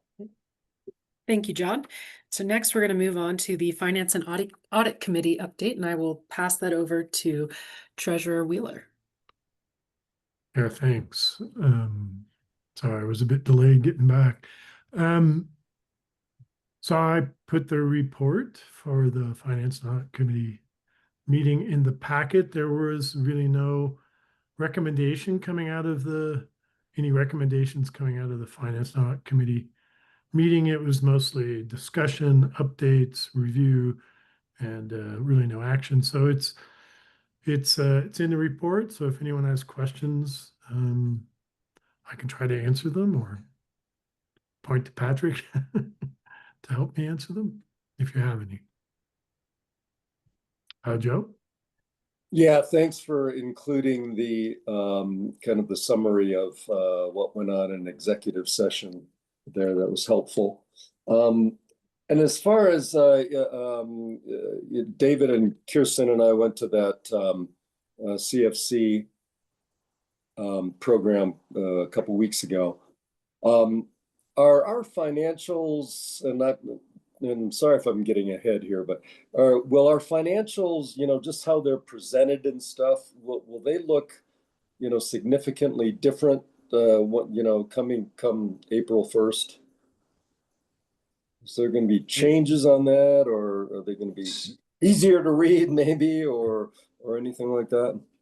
So Joe, I'm not anticipating any big changes in sort of our, audited books. The gap doesn't change just because of our power supplier. So I'm not seeing any, I don't think there's any big differences there.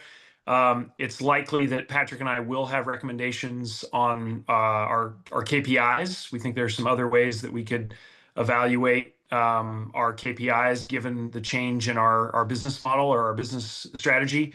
But the financials themselves are, pretty standard industry practice. Okay. Yeah. Patrick, I just want to check with Patrick, make sure I characterize that correctly. Nailed it. Yeah, the presentation, that the exit won't have any effect on that. KPIs, we're getting through loan documents, which are lengthy, but different covenant ratios may be required. I would suggest those are added to our KPIs. But as we work through it with the Finance and Audit Committee, retaining a lot of the KPIs that the board is familiar with, I think is a useful strategy. We don't want to overbuild the KPI matrix, because ultimately, if you get too much in there, things get lost in the detail. But the actual presentation will be the same. Numbers will be updated on KPIs to some degree, and obviously our balances will change. KPIs are key performance indicators for those of you not familiar with the nomenclature there. Thank you. Thanks. Nicole? Yeah, I just want to make a comment about the KRTA, the Key Ratio Trend Analysis charts, as presented by CFC and the outside, a third party that reviews our numbers and compares them to our Colorado cooperative peers, both those that are still in tri-state and that exited, and they were excellent. I hope that we're able to share them with our members soon. There's so many metrics that we're leading in, like electric revenue per kilowatt hour sold, administrative and general expenses per member, total operating expenses per consumer, and reliability measurements. Tim said it in our meeting, it's what we measure is what we achieve. And I think these results show some real achievements. And I believe our members deserve to see and take pride in the performance of their local cooperative. Nicole, I appreciate your desire to do that. We did reach out to CFC earlier this year to see if they would allow us to share this. It is their proprietary data, not ours. And that was denied. We did have members expressing interest in this. We were hopeful that we could share it. I think the board had intended to share it, and when the board considered it, but we had to double check with CFC because Patrick, I'm right, it's their data, not ours, and they won't let us share it.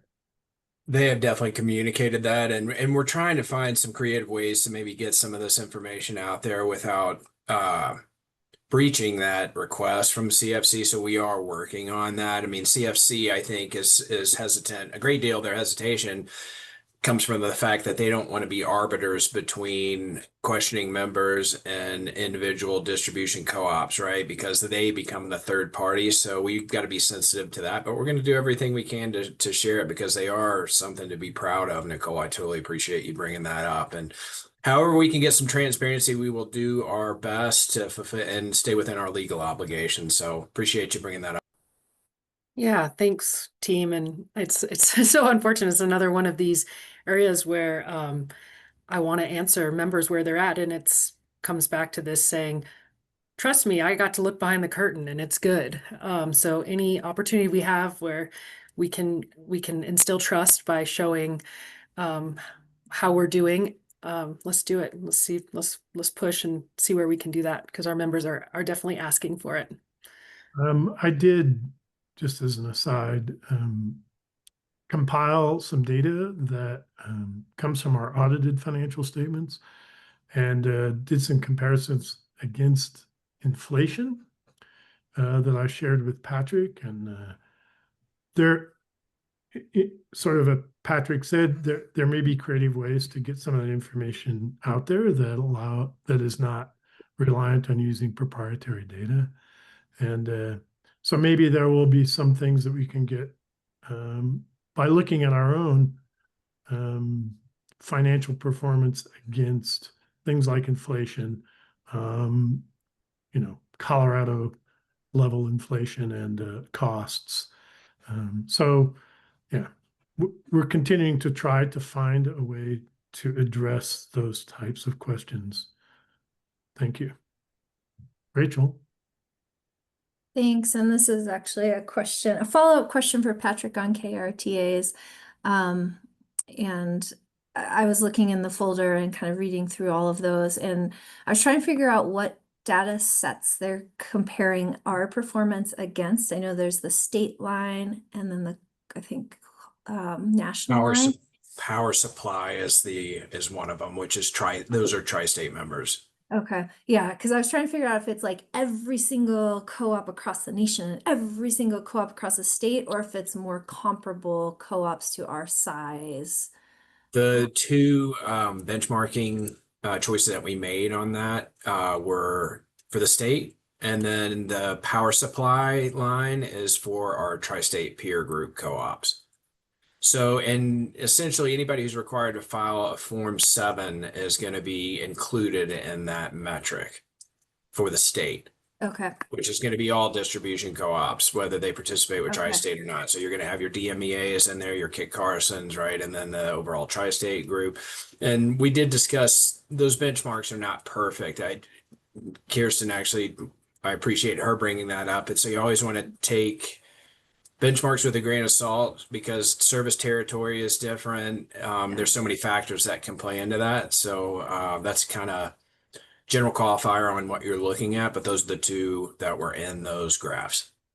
Awesome. Thanks for that. I know you sent me an email response, but that helped me a lot. Thank you. And Just if you need me to model anything differently, I can do that for you, Rachel. I feel I did respond for that, but if you wanted to look at some different, there's not an infinite number of comparisons that you can do, but they do offer 4 or 5 benchmarking tools that we could use. So just let me know. And just to be clear, because Patrick is speaking off the top of the head, Kit Carson is not on either of those. They're a New Mexico co-op. That's not. Oh, thank you. Sorry, I'm thinking of my exiting members. Yeah, right? So they would be appreciate thinking of that. Core or Holy Cross or people like that. That would be non-tri. The difference be excluded from the tri-state pool, but included in the Colorado pool. Okay. Actually, to give clarity on that, our power supply, it's going to include co-ops that are not in Colorado for tri-state, right? So just to add a little nuance to what Graham said, we want to be precise in what we talk about. So just to be clear. Yep. Thanks. Kirsten. Yeah, thanks.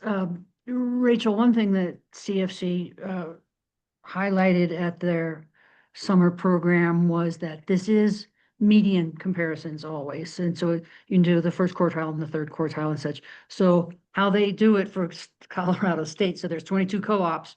So the median are going to be the 10th and 11th or 11th and 12th average, those two.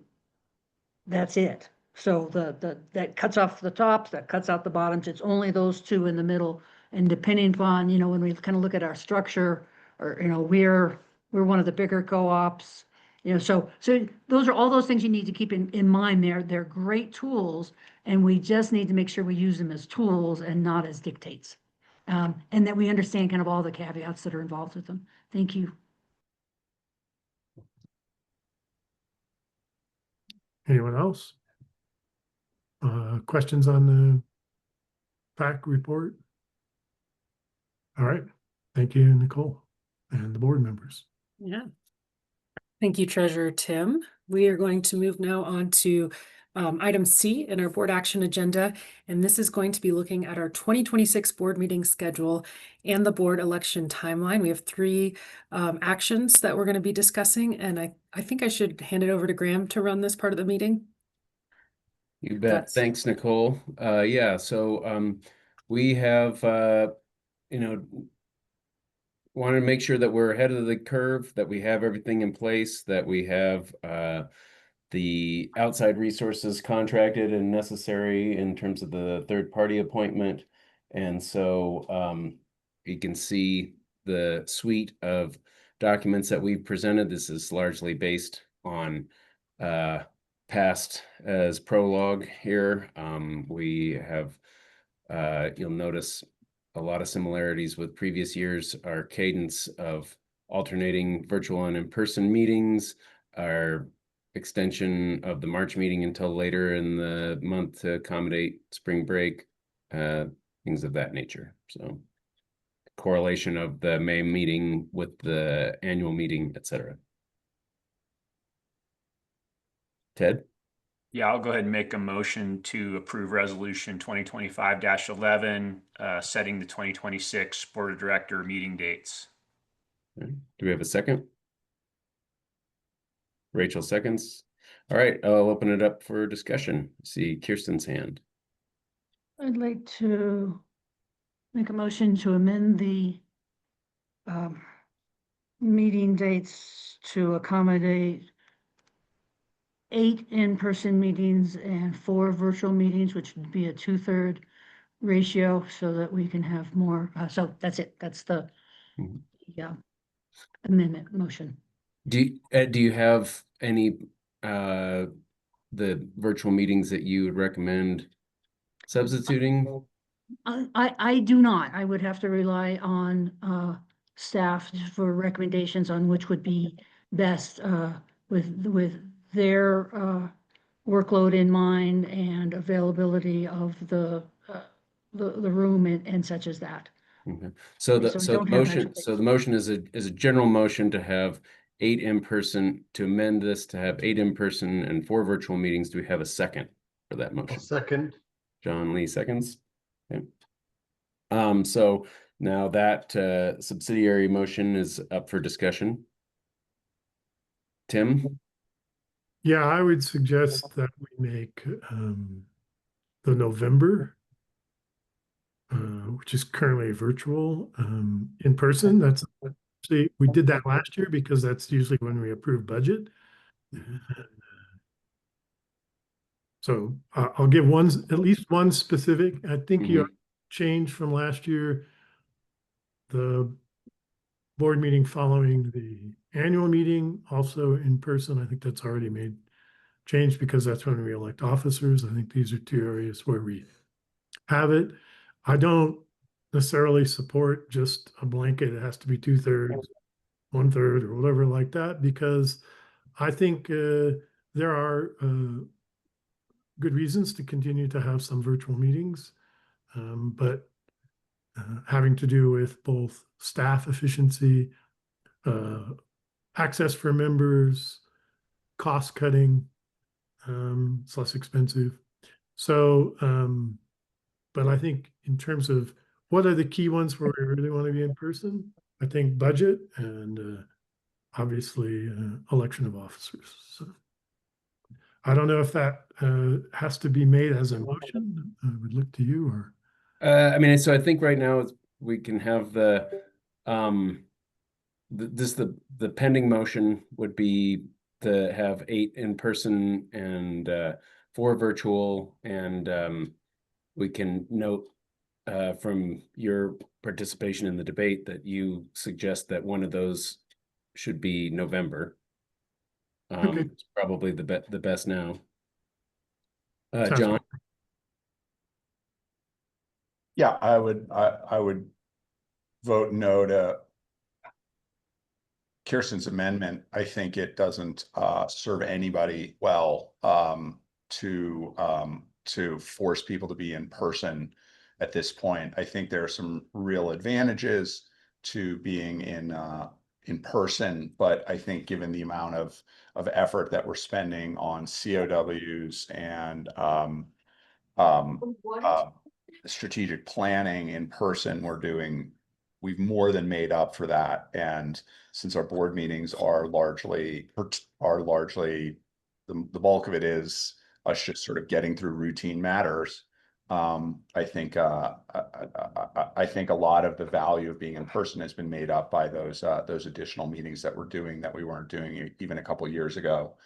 I think that's at least as far as my opinion on how we all work together and the best ways to work together. I think from a membership point of view, it's really easy to forget that there are people in our community who are physically not able to attend meetings in person, and whether they have limited mobility or they have limited resources or they have a job that they need to get to, or they have children duties, I think to impose that kind of requirement that if they want to get on the phone, they want to contribute, that they can just do that and be available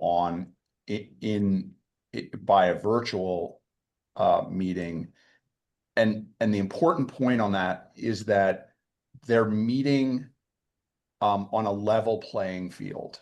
I understand that they can dial in, and that when we say in person, what we really mean is hybrid. But I think we've all done enough of these meetings where the people who are relegated to hybrid, to Zoom, just lose a lot. And I think you're creating a 2-tier system here that hurts our membership. And I just don't think that the value of the in-person exceeds trumps that to the degree that we should start going all in person again, or even 2/3. I think half and half is an acceptable balance. And that's my opinion, and I'll be voting no on Kirsten's amendment. But I appreciate why you're asking for it, Kirsten, and I don't want to bring the beat down. That's just my opinion. Thank you. Ted, you're next in my queue. Yeah, thanks, Graham. I'm going to argue against the proposed amendment as well. I'm going to focus on if it's not broke, don't fix it. We have great attendance from a board member standpoint right now with the way we're doing this. And I'll have to lean back on some of John's comments here about if we're going to do more in person, we have to do more hybrid. And I would suggest that hybrid is just not very successful, both from the comments that John made about membership participation, but also board participation. We've all, I think almost all of us have been in a position where we had to participate in an in-person meeting remotely in a hybrid sense. And it is difficult, and you don't have as much say and as much participation as you do when everybody's meeting on the same platform. So I would just say that more hybrid is a requirement of having more in-person meetings. And that to me is the straw that breaks the camel's back. I just think we don't have good enough hybrid technology to date to allow us to do that effectively. Thanks for listening. Kirsten, you're next in my queue. Yeah, thanks. Ted, I agree with you. Hybrid is tough, and I would like us to work on improving it for everybody's sake. I know I've attended from Tasmania, and next month I'm going to be attending from Akureyri, Iceland. So, and that's an in-person one. So I'm going to be hybrid, and I do really don't like hybrid. I do know my story on this. Well, two things. One, several members have asked for it. Several members, and then it's interesting because then people say, I didn't know it was in person this month. I'm only online. I wish I'd known. So it's a hard one to weave. I know my example is about when we say the Pledge of Allegiance. And when we say the Pledge of Allegiance, when we're all in the room and we get feedback from each other, and it's real-time feedback, we're not looking at each other. We're just saying it in rhythm because you get that feedback, and you're able to you get instantaneously, and you're in unison. Whereas when we do it, like when we did it this morning on this whatever this is called, this virtual, it's disjointed. Some people are going faster, some people are going slower. We're not getting that in-person feedback, and that for me really epitomizes what an in-person meeting does for us. It gives us that immediate chance to read the room, feel what's going on, get the, oh man, I overstepped my bounds and I can see the scowls, or wow, I'm on a roll. People are wanting to hear more of this. So it's important to me from and it's how I work. I just work better in person. I would like to be in person, and I'm the one that is not in person when I can be, and because our members have asked it. That's why I'm offering the amendment, and that's why we'll be voting for amendment. And I totally honor the dissent here. I think I totally get why you would not want to do this. Thank you. All right, Rachel, you're next in my queue. Yeah, I don't have strong feelings one way or the other on this, because I think it's gray. There's good and there's bad, as everyone's brought forward. I think my real concern is that this seems to, the way it was phrased, open the door for more hybrid, and I agree with Ted and John as they brought forward, having participated hybrid from a board member perspective, you are not at your full abilities. And so I guess I will be voting this one down simply from that particular perspective. Otherwise, I really do agree with all the points and comments, and I'm excited that no matter what, we'll at least have half of our meetings in person. Dusty. Thanks. I just want to support Kirsten's movement. I would like to see all of us always have the opportunity to meet in person. There's just so much more that can be gained in those offline conversations, and getting to feel each other out more, and being able to ask questions that you may not feel comfortable asking in a virtual format. So, and I just don't see the necessity to continue to punish the entire group with a virtual meeting when we could have the opportunity to meet in person. So I appreciate that movement, and I would be moving in favor of it. Maybe we could add in the March 25th just to make the motion a full votable motion. So add the March 25th and the November 18th to in person. And so Dusty, You got to amend. You can't. are you moving to amend the amendment? It was a discussion to possibly, if it's an opportunity to do that, I don't know. I think I have to wait, don't I? Yeah, so I would say that right now, and I'm going to restate, before we went to vote, I was going to restate Kirsten's amendment just to make sure it was right, but I'll go ahead and do that now. As I have it, the current amendment is to amend the schedule from 6 virtual, 6 in-person meetings to 8 in-person, 4 virtual meetings with staff to decide the to change based on their business needs, but with a recommendation from Director Wheeler, noted that November makes a lot of sense because of budget season. Okay, I don't necessarily need anything to add to the motion then. Okay, so John, I believe you've already commented on this. I'm going to take Brad because I haven't had a comment from him on this. Yeah, thank you. So as a commissioner, a lot of folks said that they appreciated being able to meet with the commissioners in person, see them on the dais. And I've had that same feedback from members. They elected us to be their representatives. And the members have said that they would appreciate more in person meetings. So for that reason, I would be in favor of Kirsten's proposed action. And just, John, to kind of keep going along that, I'm going to call on Nicole next. Just a quick comment. I am fine with however this works out, because to echo Rachel's comments, I am going to vote in favor of it because I do think we work best all together. But I do want to push back, Dusty, the March 25th, they moved that because it's La Plata County spring break, but they moved it to Archuleta County spring break. So that's, a fourth of members and staff would be on spring break. Thanks. Joe. Yeah, just a question for Chris. Is there much budget implication on doing this? Not a big budget implication. Mileage is really the major change as far as a cost standpoint. What about Food. staff? I'll throw staff food in time? there just because I'm the budget guy. Yeah, Right, and food. That's right. Yeah. Food and travel. Yeah. And what about staff? That's right, mileage.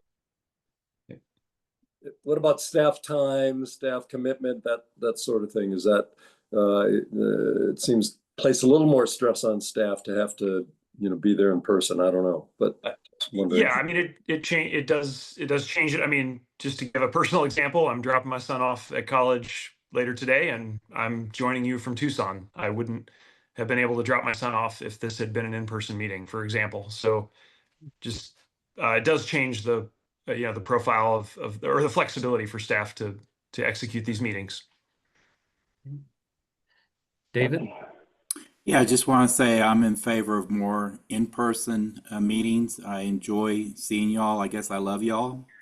And it's actually works better for me to be face-to-face. So I'm in favor. Plus, the members have said they would appreciate more in-person meetings. I remember right around that time we had a lot of people in the comments to us that, yes, why aren't you doing 100% in-person meetings? So reflecting on what members are looking at, I think the 8 and 4 is a great compromise.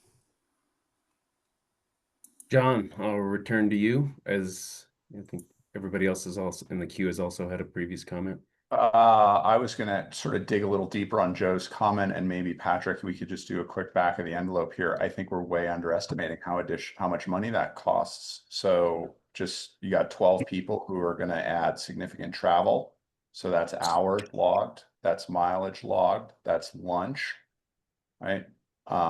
Rough shot, I'd say about 2,000 a meeting. I did reach out to Monica, the controller, already to ask for a rough estimate as well, John. So I'll let you know. But yeah, it's a few grand, and it does add up. I mean, there is expense associated with it.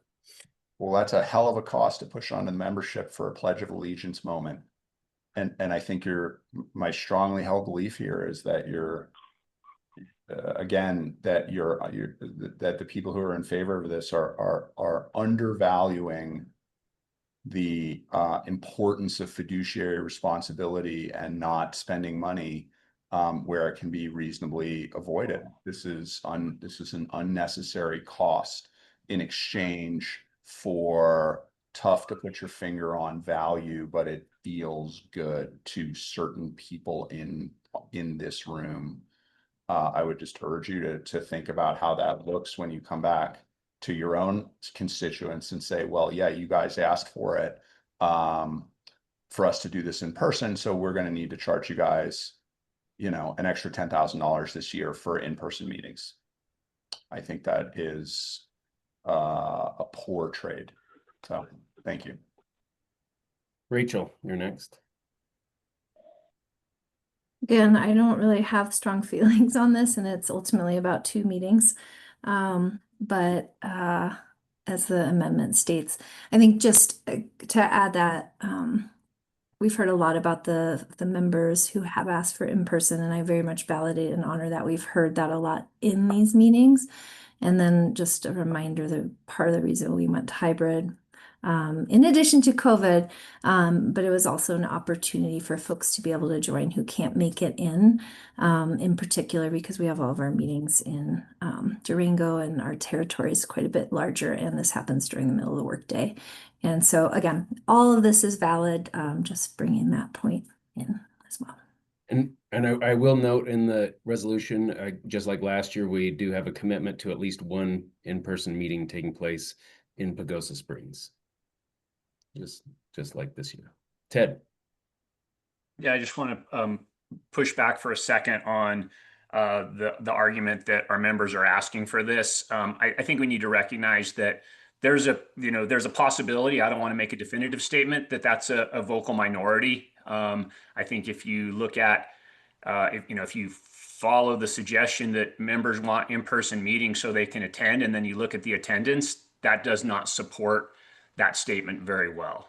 So, consider, we haven't asked members in a statistically significant way which they prefer. So let's be careful not to make judgments based on that data.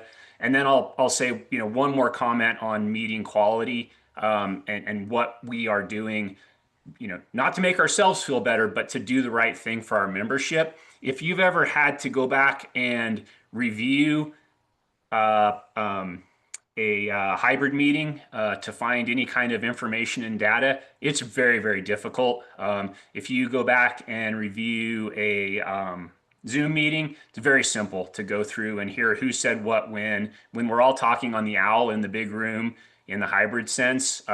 It's very difficult. And so we have to respect that some of our members aren't even able to log in at the time we're hosting the meeting, and they have to log in at a different time and view a recording. And again, the hybrid model really is just not conducive to that. So thank you. Kirsten. Yeah, thanks, Ted. Again, I do agree that we do need to improve the hybrid model. I just reviewed last month's on the video, and it's very doable. You get to, because you see only the person who's talking, when so that was very, very doable. So try it again. It may not be as hard. I'm looking at the budget, or sorry, the board of directors actual to budget expenditures, and I'm not seeing big jumps in the months that we have in person. So I know that it was back of the envelope, but I'd like to challenge Patrick and see what it really is, because I know I probably have the longest mileage, as I come 78 miles, I think, on those days, so round trip that. So I'm surprised that it's 2,000. I'm not terribly surprised, but I would like to, and so that would be $4,000 a year for better interpersonal communication. I understand, John, that you would like it to be a hard thing of what a hard data point of what is improved. I know that for those who it's improved, they're going to say, yeah, it's improved. I'd like to see more of them. And those who don't think it's improved will say no. So this is where we'll see who it's improved for. Thank you. Patrick, do you have that data for us? I do. Well, at least we've got a sample here. We've got February, April, and June. On average, we spent 1,900. So I was north by 100. I'll take that error. So pretty good estimate. All That right. is good. That is good. Is there any more debate on the amendment? So I'll restate the amendment one more time. The motion is to amend 2025-11 from 6 in-person, 6 virtual to 8 in-person, 4 virtual, with it delegated to staff to find the appropriate 2 meetings to move based on workload. Does that summarize it well, Kirsten? Yeah. Yes, sir. All right. So all in favor, please say aye, raise your hand and hold them up so I can count them. I have Aye. Kohler, John Lee, Nicole, David Lucian, Kirsten, Dusty, and Brad in favor. All opposed? I have Rachel, Ted, Joe, John Witchell, Tim opposed. Dusty, Dusty looks frozen. So, all right. So, Janelle,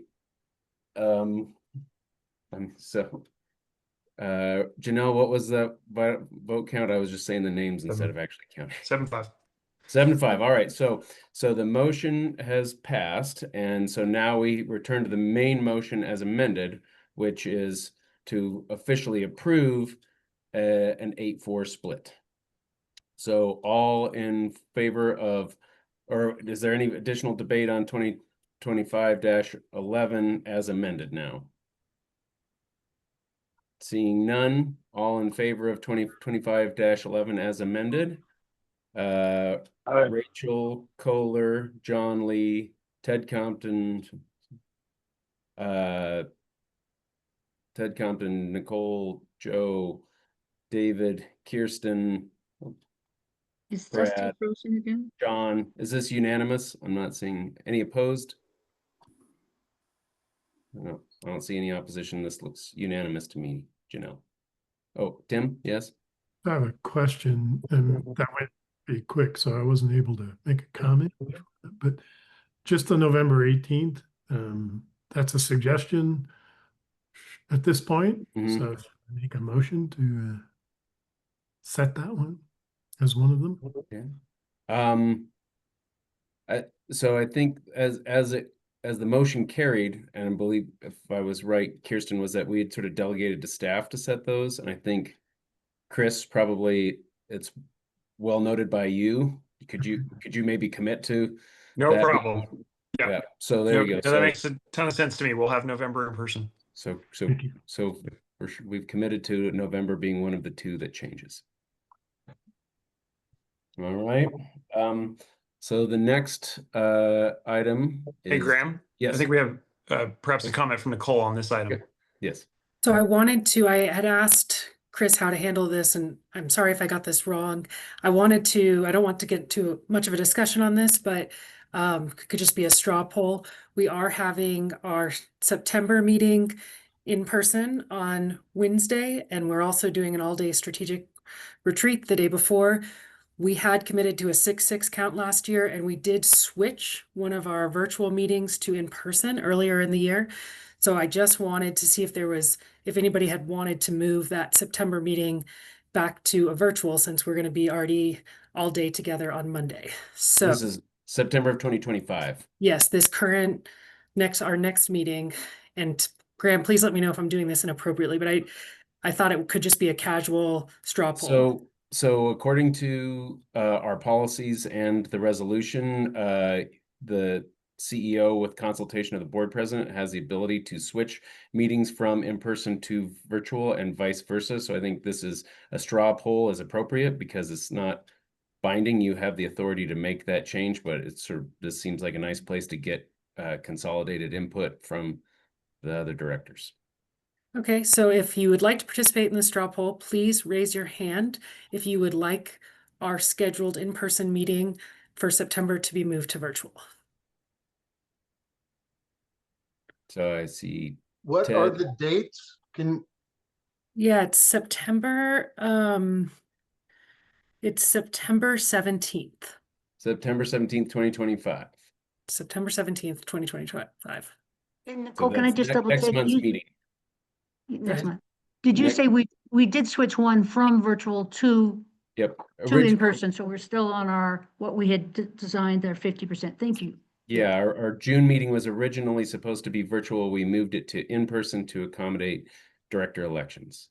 And we've accounted for that in the schedule you just approved. June will be a in-person meeting. Okay. So if you are in favor of moving the Wednesday, September 17th meeting, 2025 to virtual, please raise your hand now if you want to participate. Okay, so I see Ted, Joe, John Witchell, Tim Wheeler, and Brad Blake in favor of that. Okay, so it's a tie. Kirsten, did you say yes? I'm not opposed, but I have a personal reason for it, in that it's easier for me to do an all virtual because I'm going to be out of country. So, but I feel that's not really fair to throw a personal in there. Keep your count in 2026, Kirsten. Better be at most of those in person. Yes, sir. I got that. And that's one of the things I said beforehand. I'm one of the ones who has to take advantage of hybrid. So I'm glad you reminded me about what I said. Go ahead, Rachel. They do it. I was just gonna ask if there's an abstention, like It's a straw poll. This isn't, so as I said, Okay. so I'm not procedurally, voting. it's up to the CEO with consultation of the board president to move meetings from virtual to in person and vice versa. I think this is just soliciting input from the other board members about what your positions were on it. This is not a binding vote. Okay, so I saw 6 hands in favor of it. And if we could just, since this was not even on the agenda, just move quick through the comments of that. Go ahead, Joe. Yeah, I'm a little confused. So we're going to meet in person on the 15th and virtually on the 17th, correct? That's what we're trying to decide right now. It's scheduled in person all day on the 15th and in person all day on the 17th. So that was what the question was. Go ahead, Brad. That was the same thought that I had. Just to clarify that all day on the 15th is in person. And that's why I was not opposed to the 17th being virtual. Okay, so I saw half the people were in support. So I think that means it's up to me and Chris, and we will let you know as soon as possible what we decide. So the next item you'll see in your board packet is our director election timeline proposal. As you see, we want to get survey and ballot systems locked back in. They're a busy entity and they have a lot of action going on. So and a lot of that sort of stems from this timeline. Kohler. I'll just make a motion to approve that, and if it gets seconded, I want to make an amendment, please. Okay, sounds good. Second. Ted seconds. All right. Kohler, I'll call on you for your amendment. Yeah, the one thing that's missing that I think is really important is the date that is the last date for opting out of getting a mail ballot. That became a big thing last year, and I think it would be good to have on there and to keep pushing that. It's still pretty new to the members and us as directors too. So I would like to add that. I don't know what the date would be. Probably right around March 21st. I don't know. That would be up to staff on the opt out. If we're still doing that this year, my guess is we are. Mm-hmm. Yeah, Amanda, do you want to chime in on that? Yeah, I'd be happy to. Kohler, our recommendation is March 30th would be the paper ballot opt-out deadline. Okay, so that would be the date that I would amend it to add that, please. So Janelle, can you note that? Yes, noted. I didn't get a second, so I don't know if that's going to Happily- go anywhere. Happily modify my second. Yep. All right. So any debate on Kohler's amendment? Seeing none, let's go to a vote on Kohler's proposed amendment to include March 30th as the paper ballot opt-out date. All in favor? Aye. Any opposed? Seeing none, it carries unanimously. So return to the main motion of the 2026 LPEA Director Election Timeline Proposal as amended. Do we have any debate on that? Seeing none, go to a vote. All in favor of adopting this timeline, say aye. Aye. Aye. Raise your hand. Any opposed? Seeing none, this passes unanimously. Thank you for that. And then along those lines, we have Resolution 2025-12, independent third-party appointment. Staff recommends continuing to use survey and ballot systems. We've used them for the past 3 elections. I think they've proven their ability, as many of you directors are familiar from reviewing this in the past. They are very strong presentation in the co-op elections nationwide and Colorado co-ops in particular. I think they are the vendor of choice that most of our peers use as well. So make it a motion on 2020. Kohler. Okay, I'll make a motion to pass that. And again, if I get a second, I'm going to make an amendment. I'll We have a second. second. Okay. All right, Kohler. So in the first, now therefore be it resolved, in the 4th line, it says voting results to the membership. And what we did last year, and I think it's important, is to add the wordage at the 2026 annual meeting, so that a member can't require or request that information before that point in time. So I would like to add that verbiage. Do we have a second to that amendment? Joe? Okay. Do we have any debate on the amendment? Kirsten? Yeah, I'm trying to look at those words. So then it becomes voting results to the membership and all at the 2026 and all other matters necessary to supervise. And Kohler is correct. That's what it stated Okay. in the 2024 in the similar resolution appointing. Okay. So the and part has nothing to do with the 2026 meeting, right? And all other matters. Yeah, because that's ongoing throughout the whole process.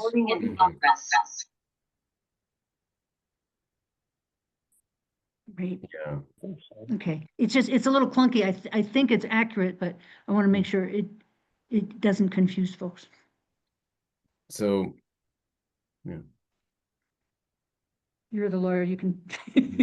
Kohler, would it, and Kirsten, would it make things more clear if you're looking at the resolution on the line above, if I take out the and report final, so it would now say to be the independent third party to receive, prepare, and secure return envelopes containing ballots, tabulate ballots, report final voting results to the membership at the 2026 annual meeting, and all other, get rid of that.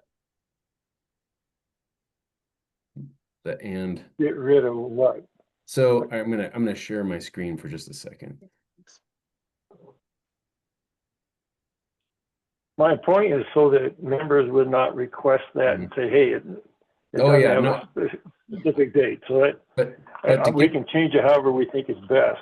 But to get to Kirsten's point, right, I would remove this and look to my Oxford educated boss to add an Oxford comma here. And then right after your inserted text, so your text of at the 2026 annual meeting would go here, and then there would be a comma after that, followed by this and. So yeah, strike this. That's fine with me. All right. So sort of friendly amendment to your previous amendment. Yeah. All right. So I guess that would be the amendment that we're voting on now. Do we have any further discussion on that amendment? No. Then I think we should proceed to vote. All in favor of Kohler's amendment as we've just walked through it? Aye. All right. All right. Any opposed? No. See any? That's unanimous. All right. So to the main motion, 2025-12 as amended. Any debate? All right. Let's proceed to a vote. All in favor? Aye. Aye. Thank you. Oh, that looks unanimous. So thank you very much. Appreciate getting that taken care of well ahead of the election. And I'll turn this back over to you, Madam President. Okay. Thank you all for working through all of those action required of us. Now we're going to move on to item 6D, and that is a 108 records request, and I will hand it right back to Attorney Graham. All right. So to refer directors to my memo in the board packet, to refresh everyone's recollection, the request is for information regarding the sale of LPEA's interest in Fast Track Communications to Clear Networks, including the total sale price agreed upon, the amount received to date, and the payment schedule and outstanding balance, if any. Note that I provided everyone with the binding non-disclosure agreements and similar covenants that were part of that, and we'll now open the floor for a motion. Tim. Yeah, I move that we deny the request as information that is subject to a non-disclosure agreement or a similar agreement. Do we have a second? Joe, second. Okay. All right, debate. Kohler. Yeah, I'm going to vote to reject the request, but I do ask that you are going to put out, as far as a value, a book value at a certain point in time, can we also put out there maybe a percentage of what has been paid out of the total balance, or maybe a percentage of what's left, and at what date we think that that balance will be taken to zero? That was part of the questions. I don't think we need to do a specific figure, but I think a percentage that, okay, 98% has been paid, 2% will be paid by certain date. Would you consider that, please? I think that makes a lot of sense. I think rather than take that as a motion, we'll use that as instruction to go talk to, this is Clear Networks proprietary industry data that they are very concerned about protecting in certain ways. And as you're familiar with from my memo and from President Pitcher's statement at the end of the public comment period, that there was certain information that they agreed to be disclosed, which was the book value at the time of sale and percentage relative to LPEA's overall book value to show conformity with our 10% bylaw requirement. So what we'll do here as staff is we'll reach back out to Clear Networks with your suggestion and see if they're agreeable to that. It's not something that we can sort of unilaterally decide to disclose or not to disclose. This is really is us having to protect somebody else. My intention was not to make it a motion. It was just a suggestion. No, I appreciate, and it's Patrick and I will definitely take that and go back to Vero Clear Networks and see if they'll give us permission to disclose them. Any other debate on this? Rachel. Not a debate, just to state it in plain English. There's a very strong contract in place that does not allow us to disclose this. And so I know members have been asking for this information, and we are legally not allowed. However, the staff, as you can see, has worked really hard to figure out what we can share to help assuage your concerns, that we ensure you that we are maintaining our compliance with the bylaws. So thanks for the hard work to dig and try to find a way around that. And yeah, hopefully this will, we can't approve the request, but hopefully get you some information that is meeting your needs. Dusty? Rachel said what I wanted to say, so thanks. Yeah, I'm gonna vote to deny the request, but not from a desire to disclose everything we can, but from the legal obligation that we pretty much have to deny the request. So that's all I needed to say. Thanks. Thank you. Any other statements or debate? Seeing none, let's go to vote. All in favor of the motion to deny the request as information that is subject to a non-disclosure or similar agreement, please say aye and raise your hand.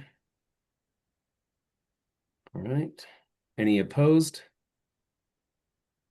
Seeing none, that's unanimous. Thank you for your attention to that matter.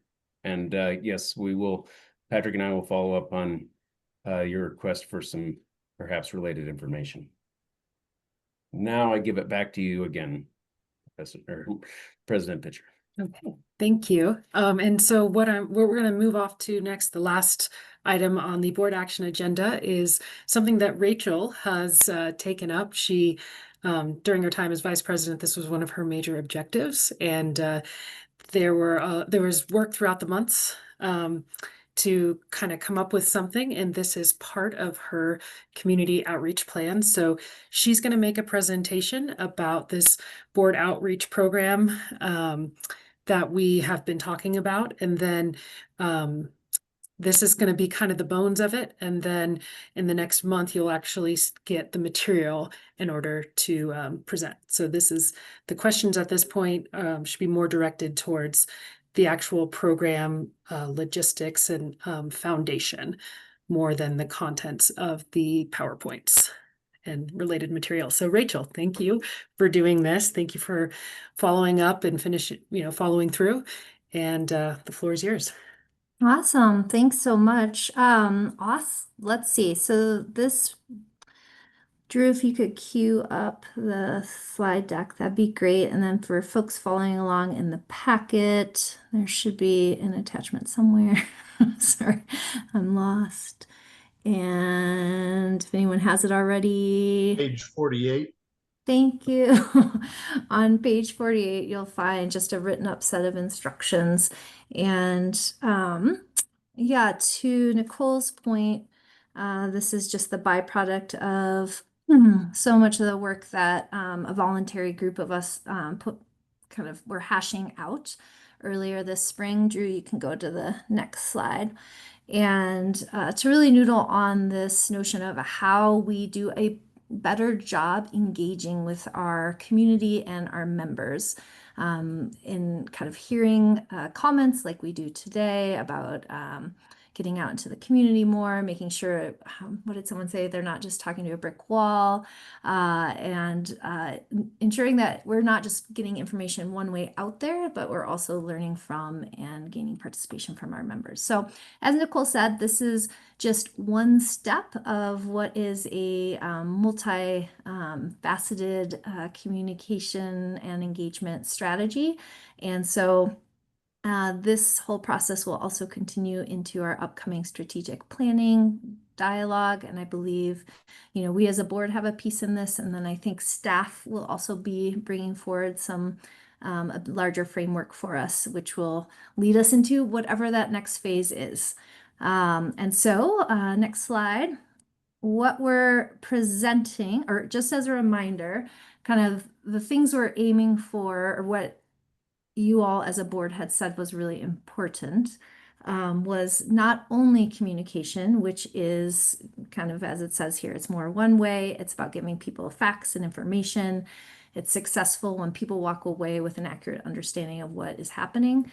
But it's really more about dialoguing and really co-creating our understanding of what this co-op could be, what our membership wants, and using that to help inform our work as the board and as staff. Next slide. And so as part of that, this was not my idea. I think this was maybe Joe or David's idea from that outreach community engagement committee, not committee, work group. The community engagement work group, but just an opportunity for us as board members to get out into our districts and connect with our membership. Some of y'all are already doing this and have for forever and always, and some of this may be newer, but we're asking folks, every board member, to engage in at least 2 of these Co-op 101 presentations every year. So these are out in your districts. They're not meant to be cumbersome or heavy. It's a 15 to 20 minute presentation that we will actually package up and give to you along with talking points, followed by some question and answers. And the intent of these is it's a chance to get out there and ideally not just talking to the people we're always hearing from, but really targeting some of those groups that some of our member surveys and other data has indicated we aren't engaged with as much, to educate folks about some of those things that we know come up all the time, that are more obscure to our co-op membership. So we've talked a lot about power supply, all the way down to things like capital credits, and then to use these interactions we have in our community and in groups to help inform what we do. So that's kind of what we're hoping each of these little presentations will lead to. So next slide, please.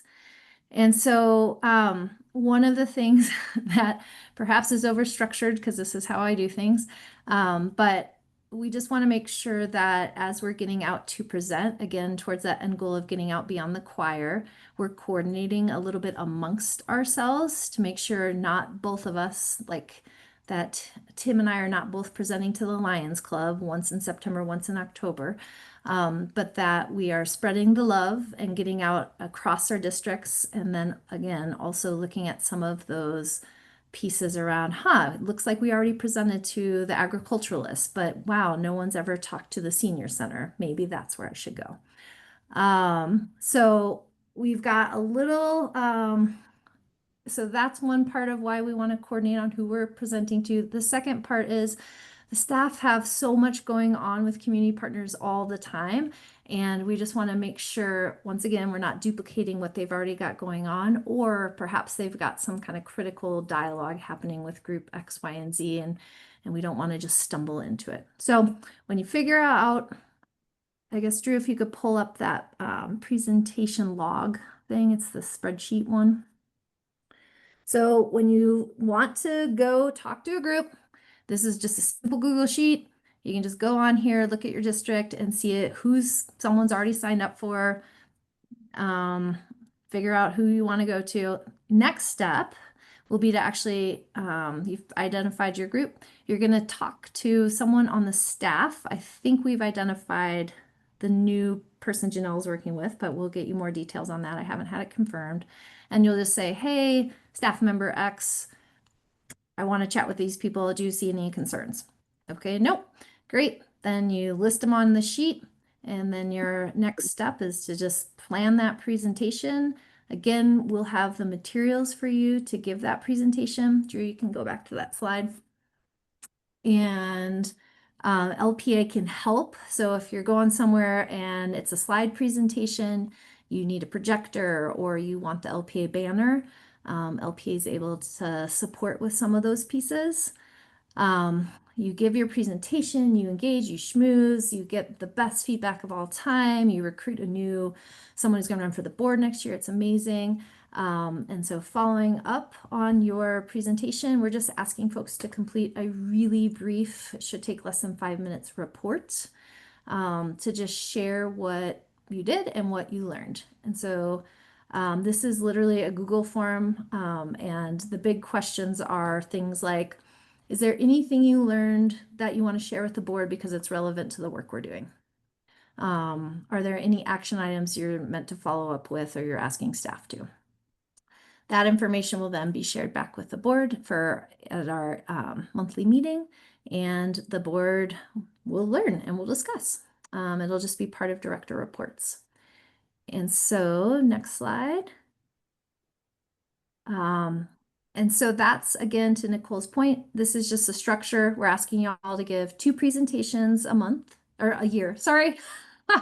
2 presentations a year to community groups of your choice within your district, assuming that you got some clearance from staff, and that you stick more or less to the talking points that we'll be providing in a toolkit that's coming our way in the September board meeting, because it's been vetted with staff to address all of the points you all have brought forward in various times, like we really want to address X, Y, and Z.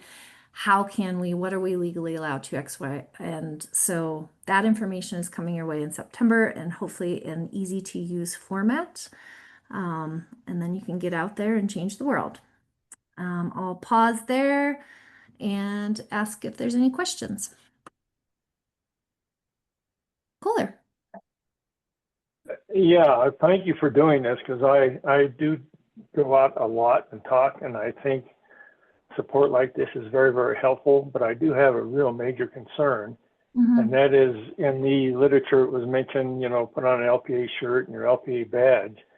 And when you put a director in the position of speaking on behalf of the co-op, you can have a canned presentation, but you can't can that question and answer. And I have a lot of them where they say, what do you think? Not what Chris thinks or the board, and what do you think? And this is in our district, and we're their representatives. And I think we're going to get in a jam. And I've seen this before. When I first got on the board, we had a real big issue with that. And you can say, well, this is my opinion, but if you're wearing an LPA shirt or an LPA badge, people are going to think you are LPEA. You're speaking on behalf of the co-op. And I'm really worried about that, what kind of trouble we can get ourselves into. And I don't think it helps out staff either, because how can we answer for them? We don't live this stuff every day. And so that's my concern, is the Q&A part of this. Awesome. Thank you. Thanks for that, Kohler. I've got that noted down. That's one of my core questions. I have some follow-up with staff, and that's one of my core ones I had too, is what do we do when they want to know what we think personally about issue X, Y, and Z. So we'll make sure to get back to that. And also some of the other pieces you have about Q&A and what happens if it goes off the rails or I don't know how to answer a question. Dusty? Thanks, sorry.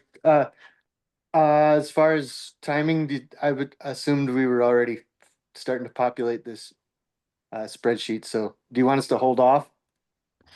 I think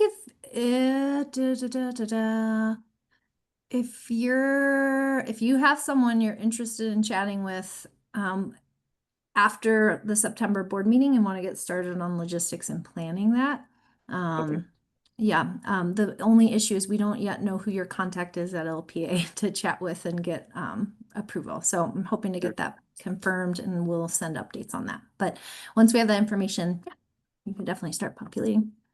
Okay. Thank you. Joe. Yeah, thanks, Rachel. I think this is a really good outline and setup. I know you put a lot of time into this. I really appreciate you keeping this. I know this has been a battle for you, and I think you finally won here. And just a comment on what Kohler was saying.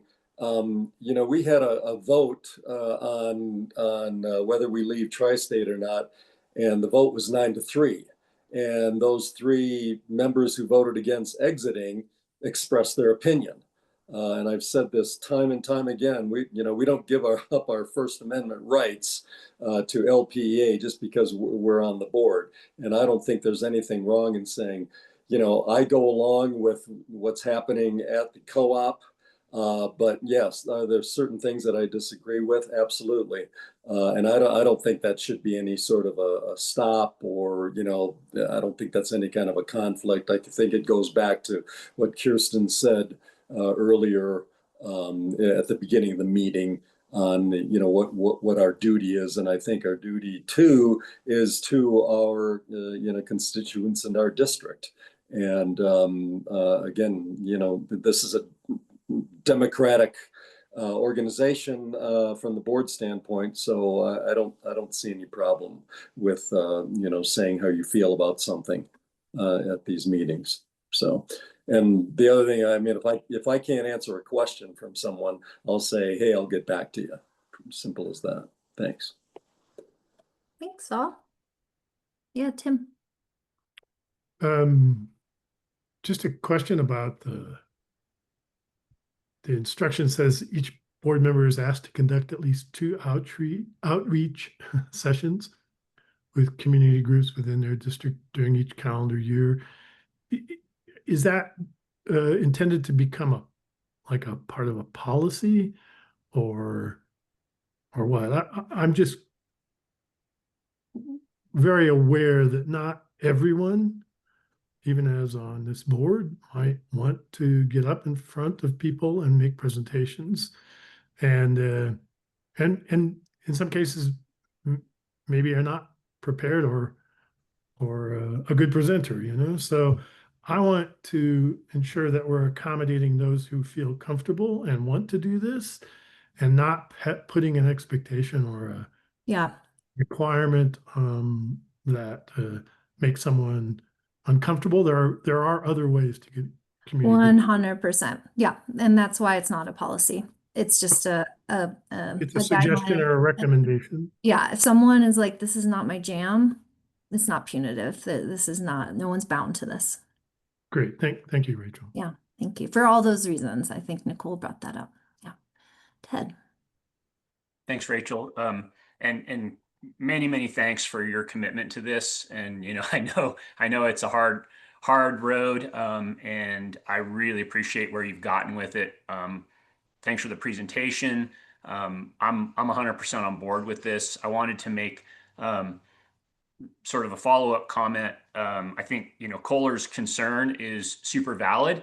But I would also say, we have, as board members, we have every opportunity to talk with our constituents as individuals. That can happen any day, every day. And we can express, I think, maybe to Joe's point, our personal thoughts and opinions, as long as we're clear about those not representing the organization. But what I just saw in this presentation was an opportunity to represent the organization. I mean, you termed it Co-op 101. This is about what LPEA is doing. And I think if we commit to doing this, we also have to commit to towing the line, to speaking with one voice, and to not input our own personal opinions. So if we get a question, if we choose to do these, and we get a question, and maybe it's exactly the question that Kohler brought up, I want to know what you think.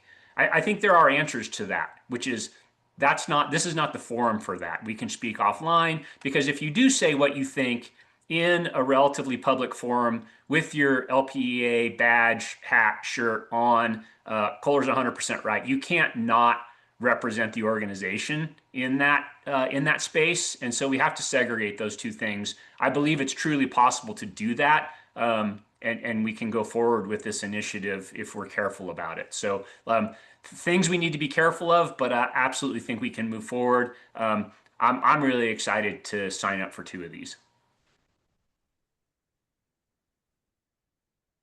Awesome. Thank you. Great points. Awesome. Well, thanks so much, everybody. As mentioned to Dusty's question, we will be figuring out who on LPA staff is able to vet the groups you want to check out. Again, they're not censoring. It's literally just a coordination thing. And then you can start signing up as soon as we get that information and you get your clearance. And in September, we'll bring that information back to you. And this is a work in progress. This is all of our efforts together. So if anyone has suggestions of how to improve this, always open. And I figure we'll iterate as we move forward. Thanks so much. And thanks for the opportunity, Nicole. Yeah, thank you, Rachel.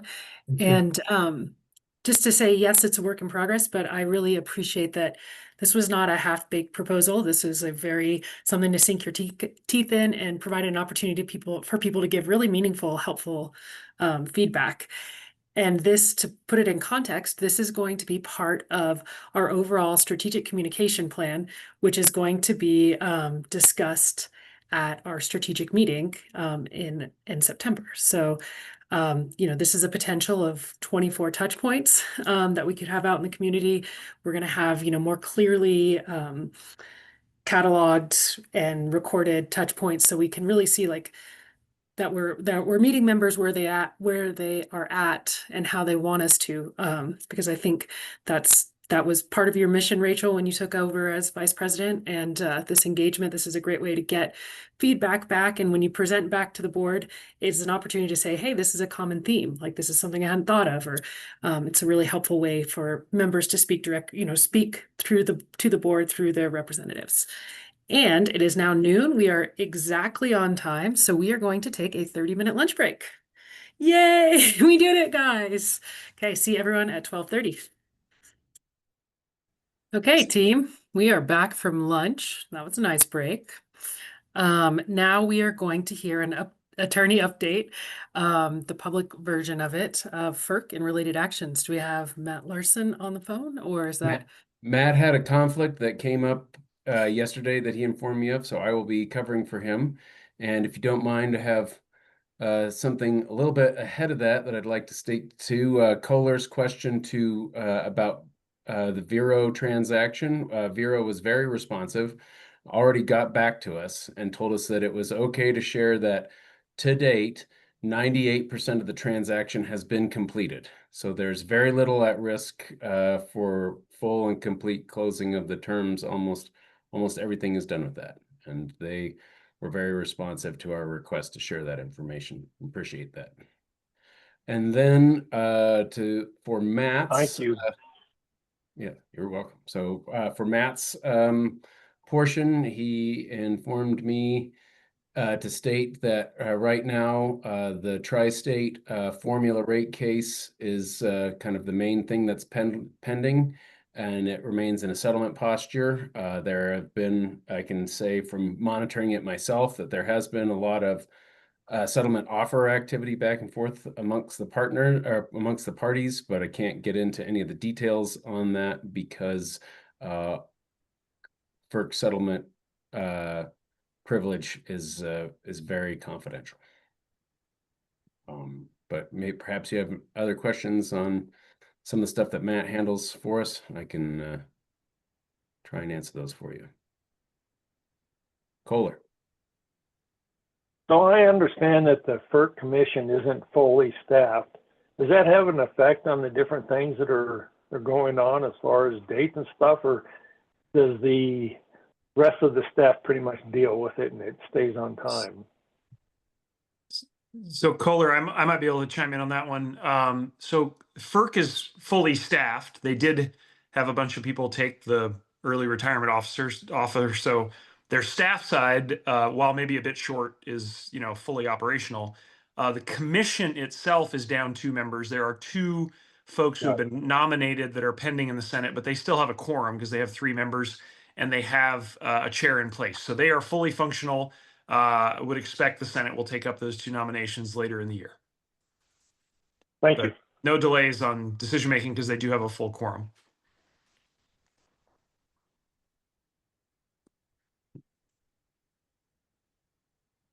Any other public questions on FERC related matters?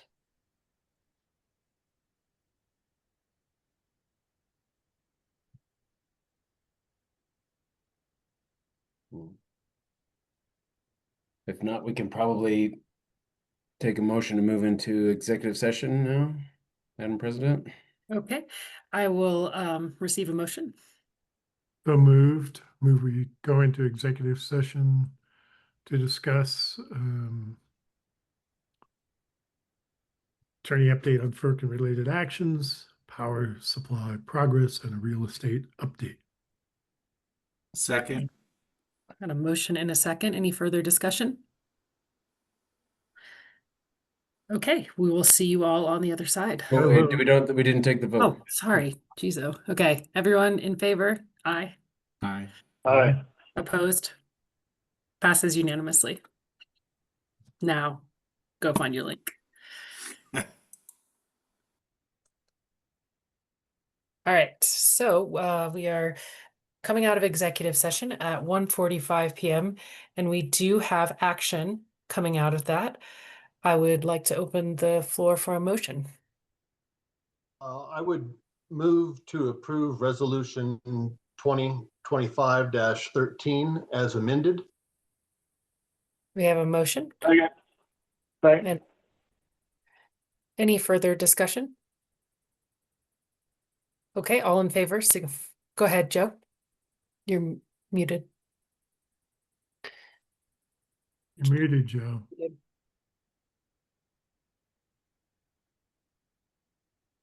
Don't we need to at least read the title of the resolution, what we're voting on? So this is a resolution to grant execution authority for real estate purchase of 57 Lone Pine Road in Durango, Colorado. Thank you. Okay, we have a motion, a second. Is there any discussion? Seeing none, I will open the floor for a vote. All in favor signify by saying aye. Aye. Aye. Any opposed? That passes unanimously. So now we're on to the final item of our agenda today, and that is reports. We're going to go ahead and start with the attorney report. So Graham, if you want to kick that off. I'll just refer the board to my written report and take any questions. Okay. Do we have any questions for Graham's report? Okay, seeing none, I will go ahead and move down to item B, director reports. And looks like just going off our packet, the first one would be roundup. Yeah, Nicole, Brad Blake, just to report roundup, a lot of good causes last month. It's all kind of straightforward there. And then, would you like me to also report at this time on the fair? Sure. I could just report that the fair went well. It was well attended. Did get a lot of questions as to the fair, the LPEA not having a booth at their standard booth at the fair. So there were people that missed that. But there were a lot of good projects, youth with projects, 4-H projects and animal projects, and it went well. And we did donate $10,000. All of that went to each split evenly amongst each youth that made sale. That helps them offset their cost to the fair. And so I felt like that was a fair way to do that. And it was very well received. At some point, we may want to, as a board, discuss our donations to the fair, and if we want to continue that, if we want to maintain where we're at, that I think might be a good discussion. The fair left a lot to be desired, other than the youth that were at the fair. They were phenomenal. The animals were phenomenal. The fair was definitely down. So that's my report. Just quickly want to interject, Brad, we did have our STEM booth on Thursday and Friday. It was well received. Yeah, it was, people did enjoy that. I thought it was a great idea. And I liked it. I went by there several times and there were kids having a lot of fun there. So, but the standard booth that we do was kind of not in its normal location, and kind of, there were people that noticed that and asked me about it. So that's why I brought it up. Yeah, thanks. Appreciate that feedback. Okay, go ahead, Ted. Yeah, thanks. Comments on the fair. I wasn't able to go, so I solicited feedback. I heard some of the same. Where was the booth? And I get it, Chris, that people get used to certain things, and when they change, they're conspicuously absent, I guess. But good to hear that the STEM booth was well received. The other feedback I got was more important to me, and honestly, like, somewhat shocking. When I asked people how the fair went, some of the responses that I got were, "Are you guys really going to raise rates?" And I was shocked. I was like, why is this a response from the fair? I heard from several people that they thought that LPEA was going to raise rates by 30%. I asked people where this came from. Most people weren't willing to share that, but a couple people were willing to share that. And Director Blake, they said this came from you. So I need to put it out there. I'm really concerned that if, obviously this is secondhand, and I can't point the finger directly, but if there's any conversation happening in, public domain with the director that is appointed by this body to represent this body. And anybody, and I'm hearing about it secondhand, this is extremely concerning. And I would like to hear whether or not that actually happened. Yeah, I was not asked one time about rates. So I don't know where you're hearing that from. I had zero conversations about rates with anyone. I can tell you that I was there for a full 2 days, and my conversation was about youth and their projects and what was happening at the fair. Very, very little conversation about even LPEA other than a booth question. So I would refute anything that you're hearing. And I would love to know where you're hearing that from, and I would absolutely refute that. Well, I'll take you at your word on that, Brad, and we can bring it up more offline. But you know, and taking your name off the table, just the fact that that's getting passed around, I think is a concerning communication issue for all of us. Yeah, again, I didn't hear it from anyone. Zero conversations about rates. Okay, so back to the fair and roundup. Dusty, I hope that is, do you have a question or comment in that vein? Yeah, I wanted to give the Archuleta County Fair update. I know I didn't provide anything in writing, but since we were on the topic, we had 2 live auction participations that we were able to successfully bid on, which was really well received, and it encourages that format to continue, which is important for the ag community and the participants that are in 4-H. And then the remainder of the funds that were donated were through that add-on method, and I had gone through and selected either graduating seniors that didn't have the same opportunity to get their project available, or members that that placed really high in their class but got a really low auction price. So we supported many kids, and I tried to do it as fair as possible. But if there's anybody else any other questions about the Archuleta Fair, I'd be happy to entertain them. Okay, so Joe, your question is not about the Archuleta County Fair? No, Okay. just quickly, there was a story in the Herald a week and a half ago. Chris was quoted for part of it, and it was a big picture story about national electric rates, and there was a 30% number thrown in there from some national group. So just an FYI. Okay, thank you, Joe, for that. Okay, no other comments on Roundup or the fairs. Let's go on to CREA. Kirsten? Yeah, thanks. My report's in the package, starting at page 79, couple highlights. This September, on the 4th and 5th, we're going to be finalizing the new CEO for CREA, and it's going to be done at their new building. This is the building that was bought, I think, last month, and they're moving in. They're moved in mostly now, and they're going to have a meeting and a reception there. Also, they're giving us early notice on the Innovation Summit, which tends to have very good content in and of itself. Plus, there's always 2 classes that are tacked on. I've put those in the board package so you can see what they are.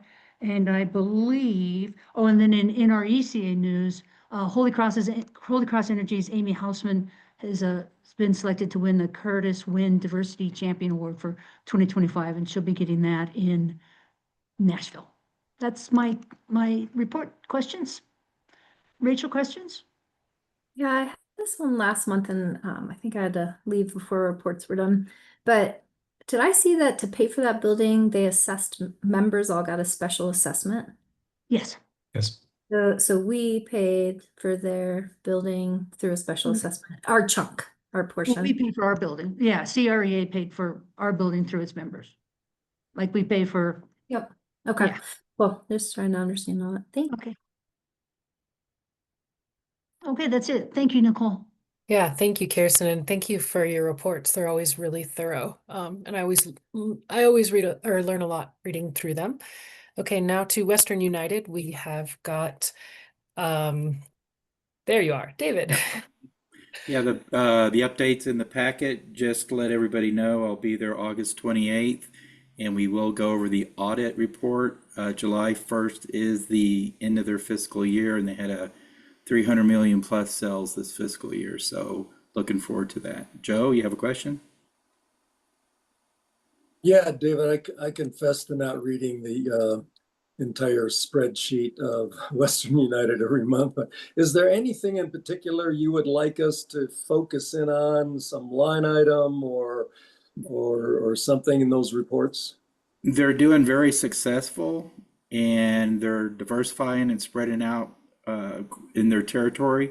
But I think the most important thing, Chris asked me for an update, and I went to their president, Greg, to ask for an update the 28th on the impact of the tariffs, get a firsthand update of what the manufacturers are saying. And also nationally, there looks like there's going to be a delay in material. So I want to make sure we're okay with that. So mainly, Joe, appreciate the question. I think once, a lot of times it's just a spreadsheet, but I learn a lot when I do go to those meetings up in Denver at their site, and we will hopefully get a handle on what the material impact would be, and I'll get that back to Chris, and Chris can get that to the staff. So appreciate that. Thanks.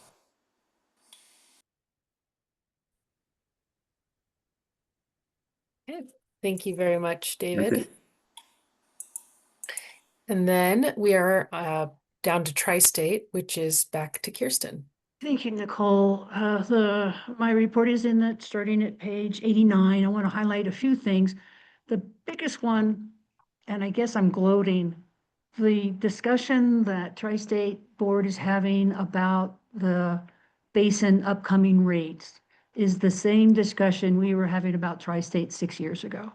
That it's not genuine, that they're not listening to their members, that there's no transparency, that their senior staff is not responding, that they left. So what happens, basin went into FERC at the same time Tri-State did. Tri-State did it in part to get away from Colorado PUC. Basin went into FERC because they didn't have any RUS financing and because they had a big member. Basin has since figured out how to leave FERC because Tri-State was using FERC to complain about Basin. So now that Basin is out of FERC, Basin is proposing this huge increase. So there's a lot of frustration there. It really sounds like a repeat of the discussions that we were having 7 years ago now, really, about why we were trying to get a partial and then a full. So it was very interesting, and I don't know if they got the irony of it, but I certainly did. And then the only thing I want to point out that isn't executive session wise is some of their presentations on bring your own resource, on distributed energy resources are very helpful. So do take a look at them. And they're taking a quick look at a new headquarters opportunity for them because they still have a flooding out basement. And this might be one of those that they'll be able to jump at pretty fast of something that's already in place. Questions on Tri-State? Rachel. Yeah, I'll echo Nicole's compliments on your reports and the hyperlinks. Thank you. I really appreciated learning about the high impact load tariff that they're working on to try to get ahead of the data center, pending potential data centers. And I'm curious if we're looking at anything like that, again, just in anticipation of a potential.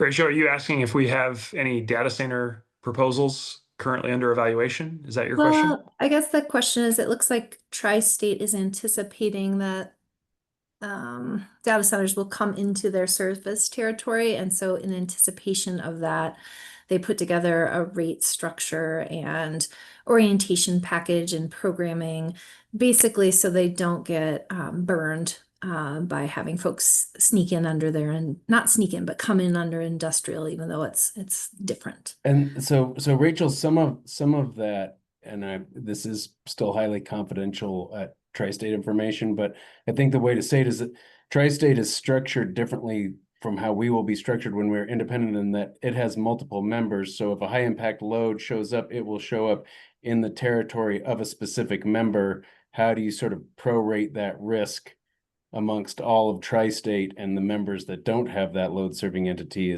was my big takeaway from that. And I think big picture, you're right. We need to be thinking about high impact load potential, and we do, and we think about it a lot, but the Tri-State one specifically is not very applicable to us because it's sort of the nature of the generation and transmission cooperative serving the distribution cooperative who serves the high impact load, and how do you kind of mitigate that? Is that a fair assessment, Kirsten? I would disagree a bit with you on that. The pieces that would apply to us, or the rules that they want to have in place about how are you going to assure that you're going to be around next year? Those kinds of things, those things that make us think through, okay, if this comes in, let's have it in writing, at least what the heck the questions are we're going to be asking to protect us. And I think that I found more benefit from that than how is Tri-State going to deal it from a rates. Yeah. Thanks, Kirsten. That's kind of And that's good, because I'd say universally we look at those, like when I was at the NRECA legal conference in July, there was a lot of different aspects, and like what Kirsten mentioned are kind of common themes of addressing high impact load regardless of the structure. Right. So then the question is still out there, Chris, do we have, I know you said we're thinking about this, do we have some sort of structure so that when those questions do come up, we can lean back on something a little bit? Well, yeah, I would just say I think I've got dozens of examples of how this is treated in different markets that we can learn from, including the Tri-State effort. So I think there's some useful things there that kind of take or pay concept, so you don't get stuck with stranded assets. If they were to, take their servers and go home, so to speak, we'd be definitely covering that problem if and when we move forward with a data center. So I'd say we've thought a lot about it. I've worked on this issue for a couple of years before joining LPEA, and confident we'll be able to very thoroughly evaluate any proposal that comes our way. But nothing firm in front of us right now. Tim? Yeah, I'm not sure I can actually talk about this in this session, but on page 91, the deferred revenue chart seems to show this ever declining balance that even with the exiting members coming in to a very diminishing point through the end of 2026. I don't know, Graham, can we discuss this at all? No, this, I think the way that Kirsten embedded this, unfortunately, she sort of clipped off the part of the bottom of the slide that says confidential, but this. Okay. Yeah. Well, let's maybe add that to the FAQ. Yeah, that makes sense. Yeah. This was in committee, this wasn't in the slide that said confidential. Interestingly, in executive session, it was confidential. In committee, it wasn't. So, but I think the safest thing is to, talk about it in fact, although I need to get guidance on what I can talk about in committee, in their committee. Thank you. Thank you. Anything else about? Thanks for doing it. Thanks. That's it from me, Nicole. Okay, great. Thank you, Kirsten. That brings us to the end of our meeting. I'll open the floor just in case there's anything burning. Joe? Yeah, I just a couple of questions and just a comment. There was one of the speakers threw out something TWTC. That was the first time I've heard of that. Chris, can you explain? Joe, I covered that in the responsive member comments. This is a group that is evaluating transmission projects in the Western United States. we have a membership insofar as we are not a participating member from a project standpoint, right? We are not set up to build transmission projects, but we did join as an observing member so that we can participate in discussions about projects and get our needs evaluated in that process. So that's what TWTC is. We don't have any contractual obligations, but it does give us access to look at new projects being developed in our region. Okay, great. The other thing is the woman spoke extensively about the concerns about the remote meters. I'm not sure how you're going to respond to that, but I sure would like to. I hope we can get copied on how you respond to that request. Well, I mean, staff is following the board policies on this. And, you know, if the board wants to reevaluate those policies, we're obviously here to help support that discussion. But the short answer is we're following board direction on the metering policy. Okay. Okay, good. I support that. And Nicole, as far as our strategic meeting, is the agenda set, or are you going to be asking for items that we'd like to discuss? Great question. The agenda is not set, and it's loosely, we have a couple objectives is what I would say we're at right now. So please reach out to me and let me know, you know, what you're wanting to discuss. Not saying it'll necessarily get on there, but I want to hear from everybody. And then I'll be working with staff to come up with some materials so that everyone's prepared. You know, I want everyone to go to this strategic meeting understanding the objectives, having had time to ingest all the information, everything put forward. So that is going to be a big lift for me in the next month. So everyone has my number, my email. Be in touch. And then just the last comment, I hope everybody saw the press release from NRECA that they back the proposal to throw out all the environmental standards that EPA has set up to protect our health, and that it's pretty much contrary to what we're trying to do. Thanks. Okay, Kohler. Yeah, I noticed during our breaks there was a clock put on the screen that timed when we came back from the break. And I was wondering if we could consider maybe doing that for member comments, because that 5-minute period for the member comments gets pretty awkward to me. And I think maybe if that clock is on the screen so they could see it as well as us, it might be a little more comforting. So just a thought. Thank you. Thank you, Kohler. Go ahead, Brad. Yeah, just a couple of follow-up things.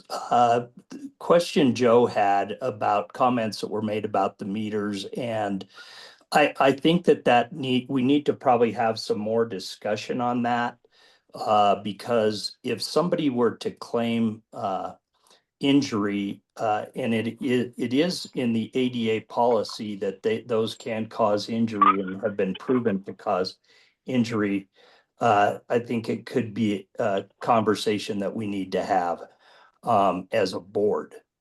The second thing I'll say is just thinking back about Ted's question to me about the fair. One of the biggest things that I heard over the years, one of the reasons leaving Tri-State is because Tri-State was being bullies to the co-ops.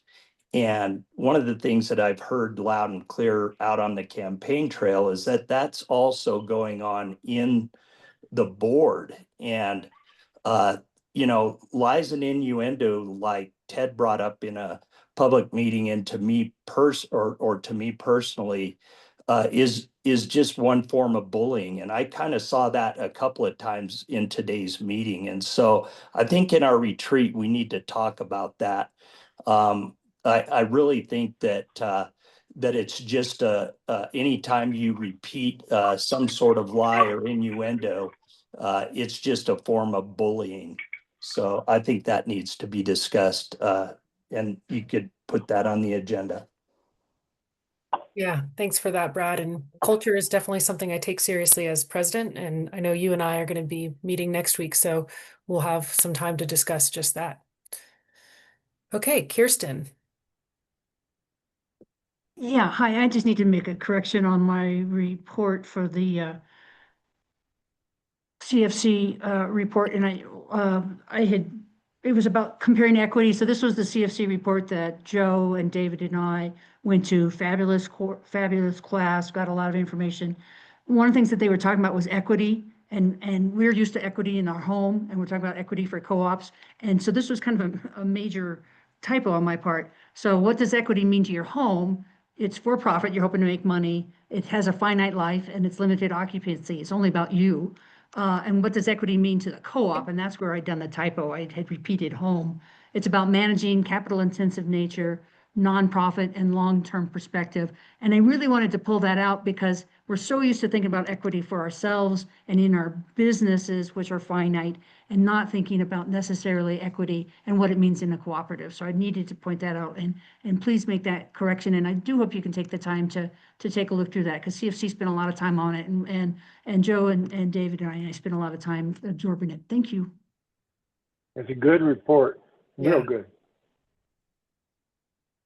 Yeah, Kirsten, I appreciate how you cherry pick some graphs that are really helpful, especially that driver that impacts equity levels. It's something that I put in my notes. So I would encourage everyone to look at it.